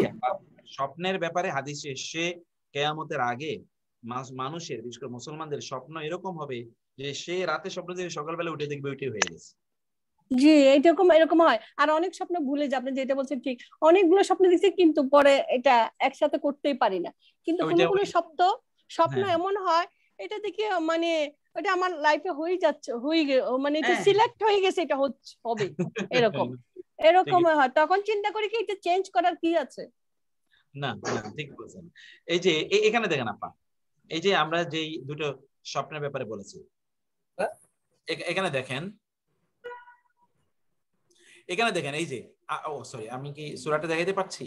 এই যে দেখেন তো, ওয়াদা খালা এবং প্রবেশ করেছিল মাআহু তার সাথে আসিজনা কারাগারে, সিজন প্রিজন, জি জি, ফাতায়ান দুজন যুবক, ক্বালা বলল আহাদুহুমা তাদের একজন, ইন্নী নিশ্চয় আমি, আরানি আমি দেখেছি, স্বপ্নে দেখেছি। এই যে আরা রুইয়া, আসিরু খামরা আমি মদ করছি, আপনার ওই যে কি বলে এটাকে মদ আপনার জুস করছি, হ্যাঁ কার জন্য? ওই যে সম্রাটের জন্য। অন্য বলল ইন্নী আরানি নিশ্চয় আমি দেখি যে আরা রুইয়া, আহমিলু আমি বহন করছি, ফাওকা উপরে, রাসি আমার মাথার, খুবজা রুটি, তাকুলু খাচ্ছে, আত-তায়রু পাখি, মিনহু আমার মাথা থেকে পাখি ওই রুটি খাচ্ছে, টুকরো খাচ্ছে। নাব্বিনা আমাকে বলুন, বি তাউইল, এই যে দেখেন তাউইল মানে কি স্বপ্নের ডিভাইনলি ইন্সপায়ার্ড ব্যাখ্যা। এই ব্যাখ্যাটা আল্লাহর পক্ষ থেকে আসবে। ইন্না নারাকা মিনাল মুহসিনিন, আমরা দেখতেছি আপনি খুব ভালো মানুষ। এবং ইউসুফ কি বললেন? ক্বালা তিনি বলেন, লা ইয়াতিকুমা তুআমুন তুরজাকানি তোমাদের কাছে খাবার আসার আগেই, ইল্লা নাব্বাতুকুমা বিতাউইলি আমি তোমাদেরকে স্বপ্নের ব্যাখ্যা বলবো। এই যে তাউইল বলবো, কারণ এই তাউইল এটা কি সে আল্লাহর কাছ থেকে এটা এই যে এটা কি বলছে, এই যে দেখেন কি বলছে আপা, জালিকুমা আর এই স্বপ্নের ব্যাখ্যা, মিম্মা যা আল্লামানি আমাকে শিখিয়েছে রব্বি আমার রব। এটা তো আমার রব আমাকে জি রব শিখিয়েছে। আচ্ছা জি, রব থেকে শুনে বলছে। জি, তো এখন আমাদের দেশে যে অনেকে যে একটা ব্যাখ্যা বলে দিচ্ছে, হ্যাঁ অমুক পরে, এই জন্য আপা স্বপ্নের ব্যাখ্যা আপনাদের সবাইকে বলছি, স্বপ্নের ব্যাখ্যা যে জানে না তাকে জিজ্ঞেস করা ঠিক হবে না। কারণ ধরেন আপনি খুবই ভালো একটা স্বপ্ন দেখছেন, কিন্তু যাকে জিজ্ঞেস করছেন ও স্বপ্নের ব্যাখ্যা জানে না, উল্টা একটা ব্যাখ্যা করে দিল, যা ব্যাখ্যা করেছে তাই ঘটবে। না বলাই ভালো, নিজে আল্লাহর সাথে কথা বলি না মনে উচিত। জি জি জি, আমি একটা ঘটনা বলি। একজন স্বপ্নে দেখেছে তিনি কোরআন 60টা কোরআন একটার উপর আরেকটা রেখে ওইটার উপর পেশাব করে দিচ্ছে। আমি খুব খারাপ কথা বললাম, এখন আপনি স্বপ্নের ব্যাখ্যা কি করবেন বলেন? একজন খুবই আল্লাহওয়ালার কাছে যে স্বপ্নের ব্যাখ্যা জানে তার কাছে যাওয়া হওয়ার পরে তিনি বললেন যে আপনার 7টা ছেলে সন্তান হবে, 7 জন হাফেজ হবে কোরআনের।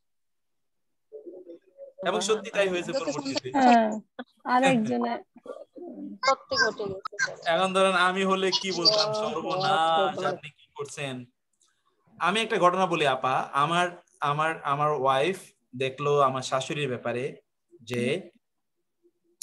উনি যখন হসপিটালে, যেদিন তিনি মারা যাবেন ওই দিনই আমার ওয়াইফ সকালবেলা আমাকে বললো যে আমি একটা স্বপ্নে দেখেছি যে আম্মা তার লাইফ সাপোর্টটা খুলে নেওয়া হয়েছে, ওনার লাইফ সাপোর্টটা খুলছে এবং উনি বিছানায় বসে আছেন। আমি বললাম আম্মু তুমি লাইফ সাপোর্ট খুলে ফেলছো? তখন বললো যে না আমি ভালো হয়ে গেছি, তো আমার কোনো সমস্যা নেই। আমার যে কলিজা একটা কামড় দিয়েছে, ঠিক তার 1 ঘন্টা পরে আমি সংবাদ শুনলাম যে আমার শাশুড়ির হার্ট বন্ধ হয়ে গেছে। আমরা অনেক স্যাড, আপনার পুরো পরিবার। আমি তো মানে প্রথম দিন তো যেটা শুনলাম আর পরের দিন আর আমার কোনো না জবাব, আমি কি বলবো, কি আপনাদেরকে কি ফোন করবো, সান্ত্বনা দেবো, আমি নিজে হতভম্ব হয়ে গেছি। এটার কি আনসার আছে আল্লাহ। আমরা পারিবারিকভাবে এতটা বিপর্যস্ত। আমাদেরও একই অবস্থা স্যার, যে কি বলবো কি বলে সান্ত্বনা দিব, ওই ভাষাটাই আসলে হারিয়ে গেছে। মধ্যে বলে না ওটা দেখে তবে আল্লাহ তাআলার ইচ্ছা।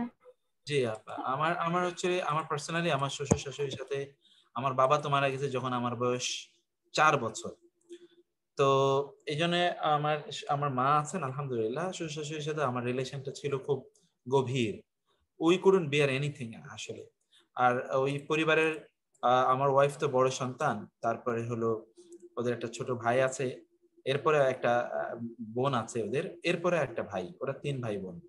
তো সবচেয়ে ছোটটা ও আমার সাথেই থাকে, এটা অনেকে হয়তো চেনেন, জিহাদ, আবু বকর ভাই সহ সবাই অনেকেই চেনেন। ও আমার সাথেই থাকে, আমাদের বিভিন্ন প্রোগ্রাম ইত্যাদি দেশে গুরুত্বপূর্ণ কিছু দায়িত্ব পালন করে। আর আমার তো ওয়াইফ বড়, ফলে ওইখানকার অনেক কিছু আমার উপর নির্ভর করতো।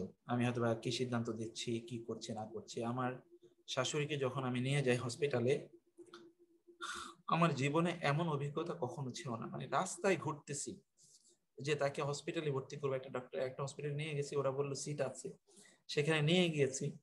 ওরা হঠাৎ করে বললো যে আমরা ভুল ইনফরমেশন দিয়েছি, আসলে আমাদের এখানে আইসিইউতে সিট নাই। তখন কি করব, ওনার অক্সিজেন স্যাচুরেশন লেভেল চলে এসে হলো আপনার 54, 53, 56 এরকম ওঠানামা করছে। এই রোগী কোথায় নিয়ে যায়? পরে আমার এক স্টুডেন্ট ছিল জাপান বাংলাদেশ ফ্রেন্ডশিপ হসপিটালে, ও এখানে বড় একটা দায়িত্বে আছে, ওকে ফোন করলাম, বলে স্যার আপনি তাড়াতাড়ি নিয়ে আসেন। তারপরে আমার ইউনিভার্সিটির ছাত্র, পরে সেখানে ওনাকে নিয়ে গেলাম। নিয়ে যাওয়ার পর এখন ওরা বলছে যে স্যার ওনাকে এখন হাই ফ্লো দিতে হবে।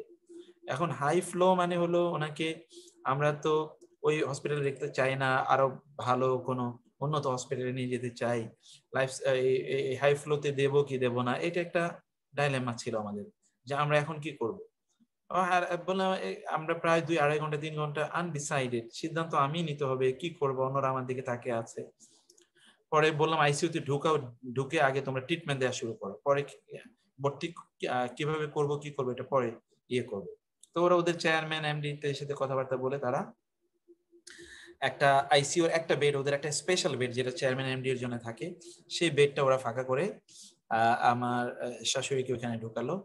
ঢুকানোর পর এর পরবর্তীতে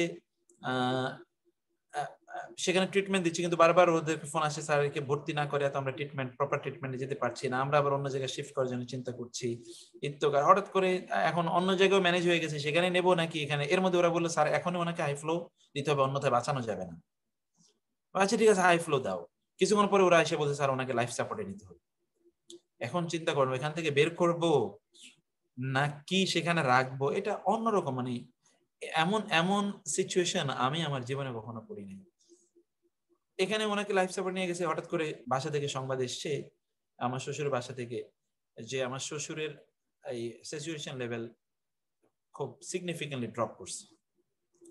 এখানে ওনাকে রেখে লাইফ সাপোর্টে রেখে শ্বশুরকে নিয়ে যাচ্ছে হচ্ছে ওনাকে অন্য হসপিটালে নিয়ে যাবো, কারণ ওই হসপিটালে আর জায়গা নেই, অন্য হসপিটালে ওনাকে নিয়ে যাবো।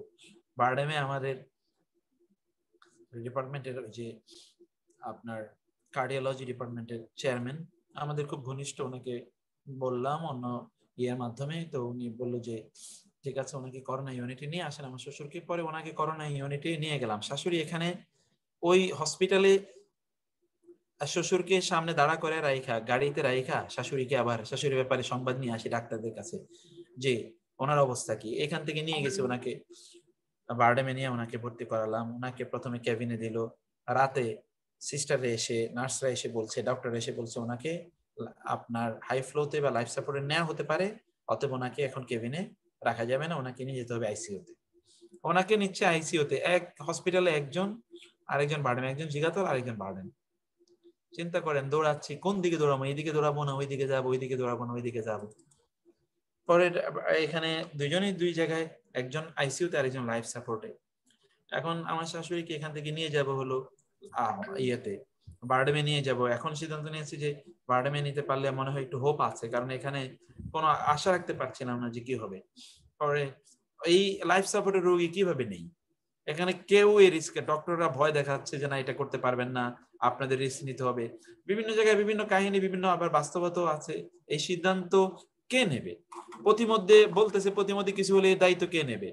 আর আমি আমার ওয়াইফের দিকে তাকাতে পারছি না, আমার ছোট শ্যালক শালিকা আছে ওদের দিকে তাকাতে পারছি না, সিদ্ধান্ত নেওয়া লাগে আমার। মামা শ্বশুর আছে একজন, উনি গ্রিসে থাকতেন, উনি বলছেন যে তুমি যা করো তা। বড় জন আছে গ্রিসে, উনি ওইখান থেকে বলছেন যে আমরা কিছুই বুঝতে পারছি না, তোমাকে যা করে। আমি এই সিদ্ধান্ত আমি কি নেই, কিভাবে নেই? তারপরে আমি বলছি যে আল্লাহ তাআলা যখন, আল্লাহ কাছে বললাম আল্লাহ তুমি যেটা কল্যাণ করো তাই করো। এখান থেকে লাইফ সাপোর্টের রোগী নিয়ে গেছি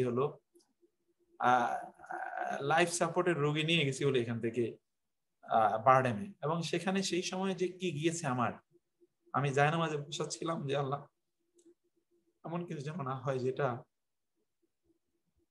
আমাদের জন্য আনবিয়ারেবল হবে।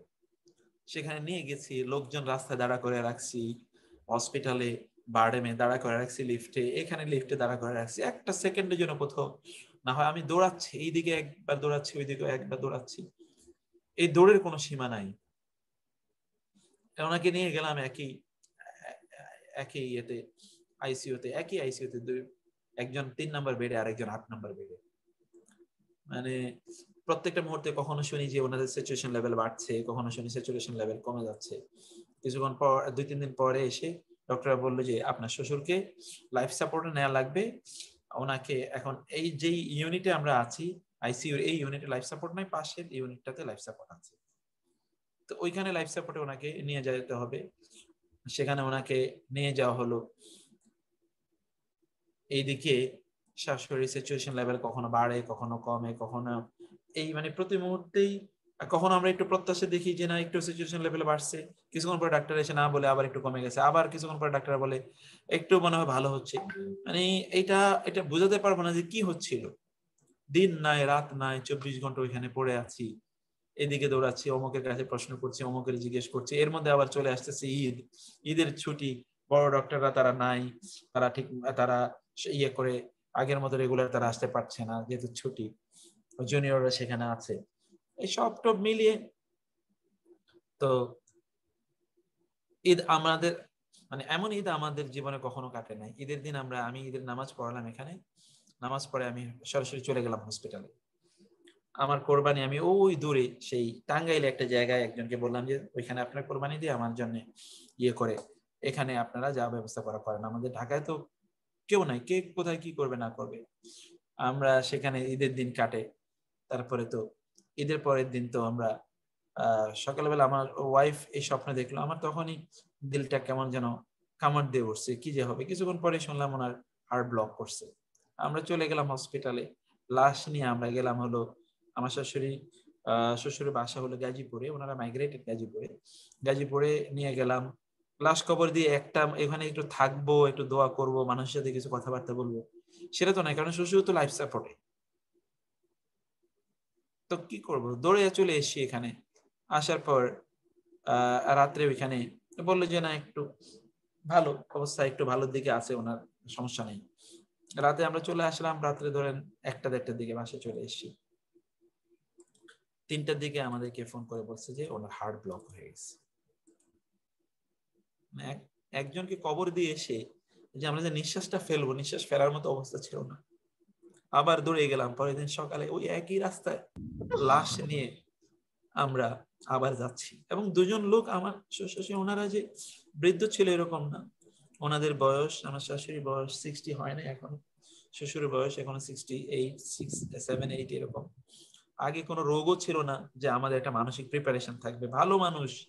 আমার শাশুড়িকে যখন নিয়ে যাচ্ছে হসপিটালে, আমাকে বলতেছে বাবা তুমি আমাকে হসপিটালে নিও না, আমাকে বাসায় রাখো, একটু ঘুমাইতে দাও, রাতে ঘুমাতে পারি নাই, আমাকে ঘুমাতে দিলে আমি ভালো হয়ে যাবে। শ্বশুরকে যখন নিয়ে গেছি হসপিটালে, উনি আমাকে বলতে তুমি আমাকে তাড়াতাড়ি বাসায় নিয়ে যাও, ওরা আমাকে খাবার দেয় না, ওরা আমাকে পেশাব করতে দেয় না, ওরা আমাকে এই হাত বেঁধে রাখে, এই করে সেই করে, আমি এখানে রাখলে এমনি আমি মরে যাব, আমি বাঁচবো না এখানে রাখলে, তোমরা আমাকে বাসায় নিয়ে যাও। তোমার শাশুড়ি কি অবস্থা বলো? মানে things were so difficult for us, যে আমরা কি করব এটা আমরা বুঝতেও পারি না যে করণীয় কি, এই অবস্থায় কি সিদ্ধান্ত নেব, কি করব। আমি জানি না কেন আল্লাহ তাআলা আমাদেরকে এত বড় পরীক্ষার জন্য নির্বাচন করেছেন, সেটা আল্লাহ শুকর। অথবা তিনি মনে করেছেন এত বড় পরীক্ষা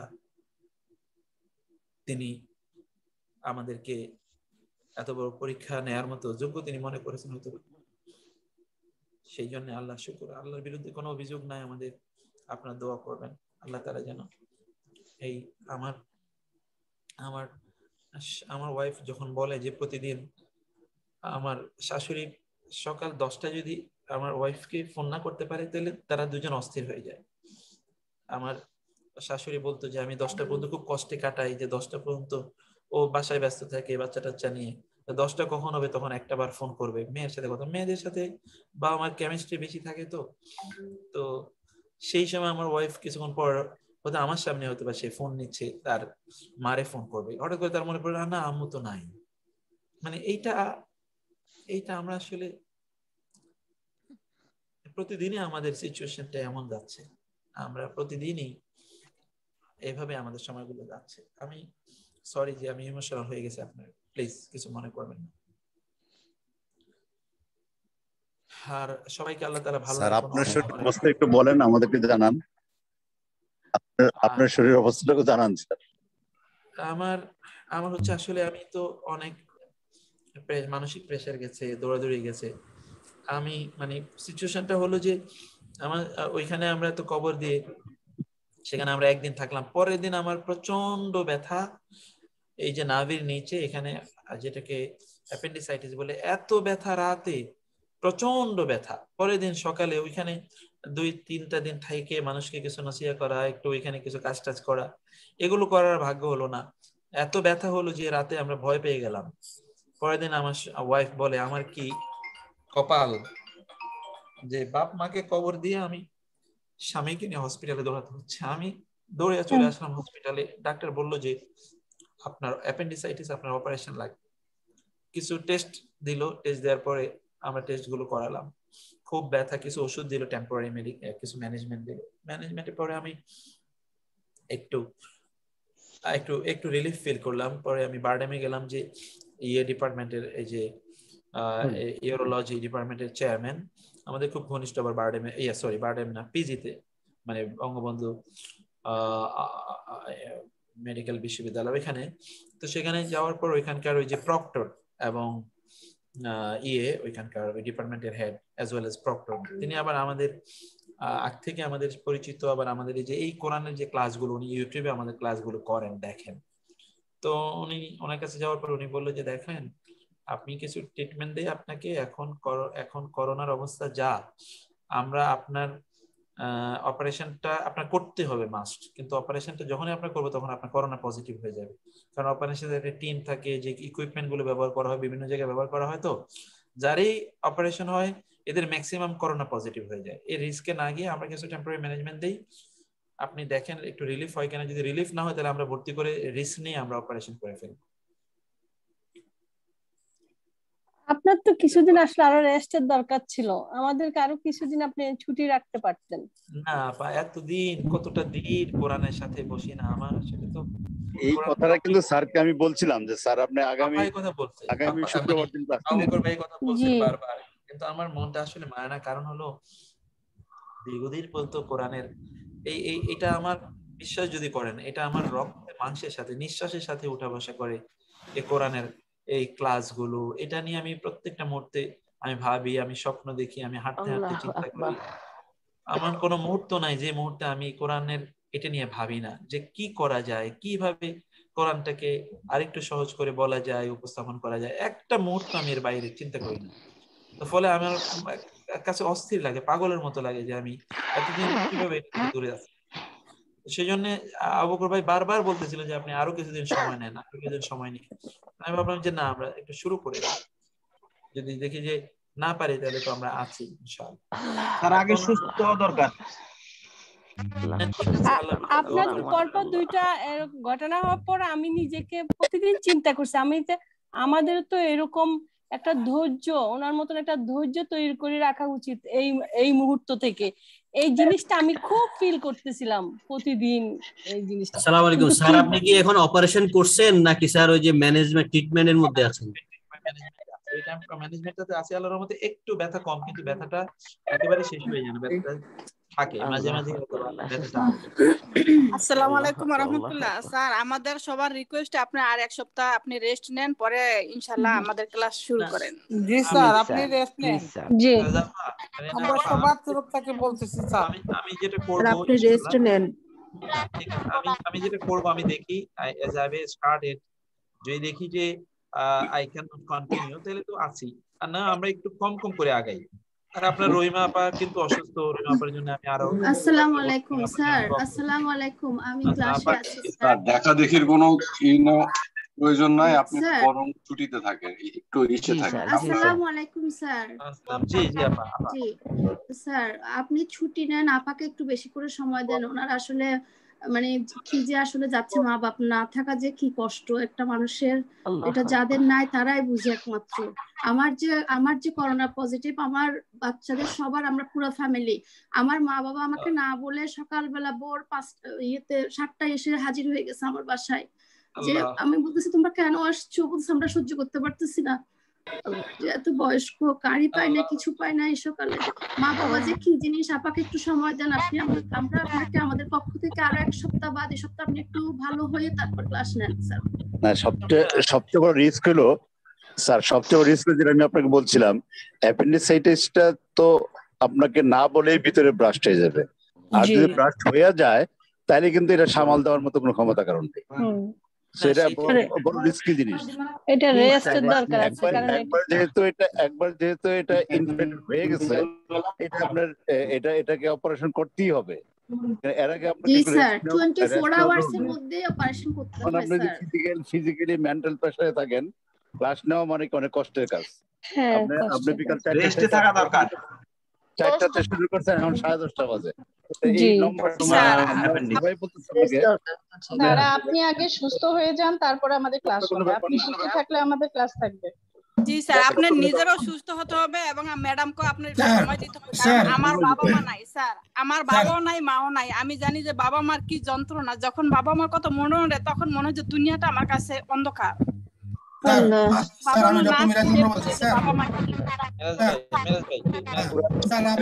আমি একটা প্রস্তাব দিই স্যার, আপনি বাকিরা একটু চুপ করেন, আমি একটা কথা বলছি স্যার। আপনাকে আমাদের লং টার্মের জন্য দরকার, দীর্ঘ জীবনের জন্য দরকার। আপনি টেম্পোরারি এখন না করলেও চলবে। আমার একটা ছোট্ট সাজেশন আছে, আপনি কোরআন ছাড়া থাকতে পারবেন না আমি জানি, কিন্তু আপনি যেটা করবেন, এইরকম শিডিউল ক্লাস না নিলেও অল্প করে ছোট 4-5 মিনিটে যেমন ভিডিও করে দেন, আপনি চুপচাপ থাকতে না পারেন, অল্প কিছু কোরআনের ভিডিও করে দিলেন, আমরা দেখে নিলাম। আপনাকে দীর্ঘক্ষণ বসে বসে ক্লাস নিতে হবে না। আপনি সুস্থ থাকুন, সুস্থ হন।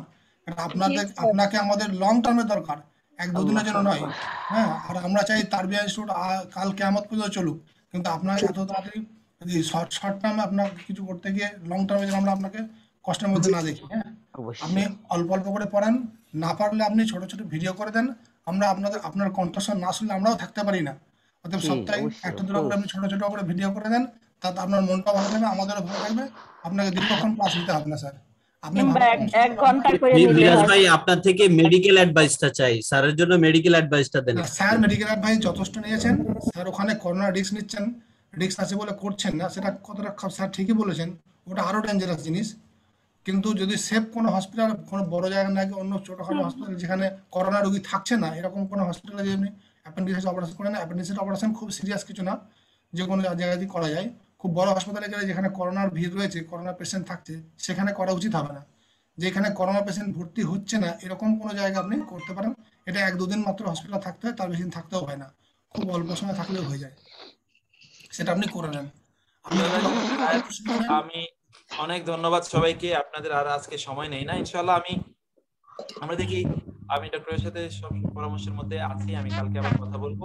আমরা ছোট করে আমাদের যে ক্লাসগুলো লম্বা না নিয়ে কিছু ছোট করে একটু নেই, দেখা যাবে। হ্যাঁ জি স্যার, ছোট করে নেন স্যার। ঠিক আছে, এই যে আমাদের বন্ধ রাখলে কোনো অসুবিধা নাই, বন্ধ রাখেন।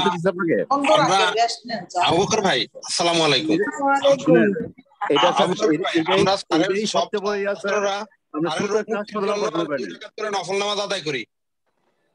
আবু বকর ভাই, ঠিক আছে, আমরা সকল ছাত্ররা স্যারের রোগ মুক্তির জন্য এবং এর জন্য 2 রাকাত করে নফল নামাজ আদায় করি। আমার আম্মু এবং আমার বোন দুইজনই করোনায় আক্রান্ত। আজ 22 দিন আমার আম্মু করোনায় মানে অক্সিজেনের উপর ছিল, এখন একটু আজকে থেকে একটু সুস্থ। আজকে আল্লাহর রহমতে গোসল করায় সাহাবা আমল করছেন, বসে বসে পড়ছেন। আলহামদুলিল্লাহ, আমরা বাসার সবাই এই জন্য খুশি। আজকে অক্সিজেন খোলা হয়েছে। আমার বড় আপু এবং আমার আম্মু খুব খারাপ অবস্থা ছিল দুইজন। সবাইকে আল্লাহ স্যার, আপনি যখন 4টাতে ক্লাস নিতেছেন, এখন আমাদেরকে আপনি একটু রেডি নেন আর একটু চিন্তা ভাবনা করেন। এই যে ডাক্তার সাহেব যে পরামর্শ দিয়েছে স্যার, ছোট একটা হাসপাতালে করে নিলে এটা কিন্তু অপারেশনটা তো মেজর না, ছোট একটা হাসপাতালে নিলে ওরা এটা সুন্দর করে দিবে। আচ্ছা ঠিক আছে আবু ভাই, এটা আপনার সাথে কথা বলবো এটা নিয়ে ইনশাআল্লাহ। ঠিক আছে, তাইলে আজকে আমি আর তাইলে আগাচ্ছি না ইনশাআল্লাহ, যদিও আমার আরেকটা টপিক ছিল। ঠিক আছে, আগামী ইয়েতে আমরা আলোচনা করব ইনশাআল্লাহ। হাদা ওয়া সাল্লাল্লাহু সুবহানাহু ওয়া তাআলা নবিয়ানা মুহাম্মদ ওয়া আলিহি ওয়া সাহবিহি আজমাইন। আসসালামু আলাইকুম ওয়া রাহমাতুল্লাহি ওয়া বারাকাতুহু। আল্লাহু আকবার, আল্লাহু আকবার।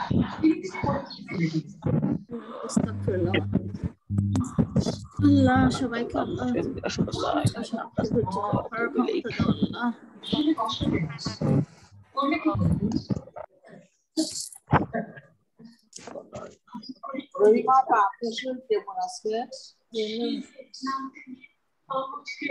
হ্যালো,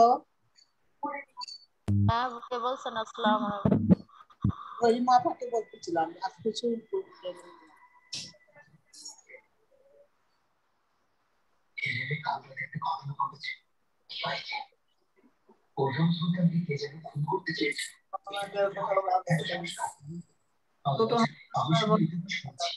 আল্লাহর রহমত ছাড়া কোথাও কিছু নাই।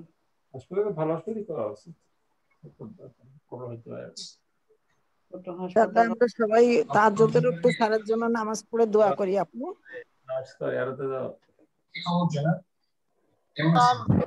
সুস্থ হয়ে আমাদের আবার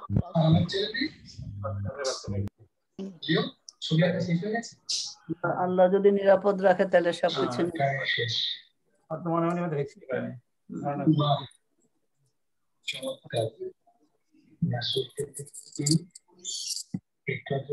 কথা বলছিলাম।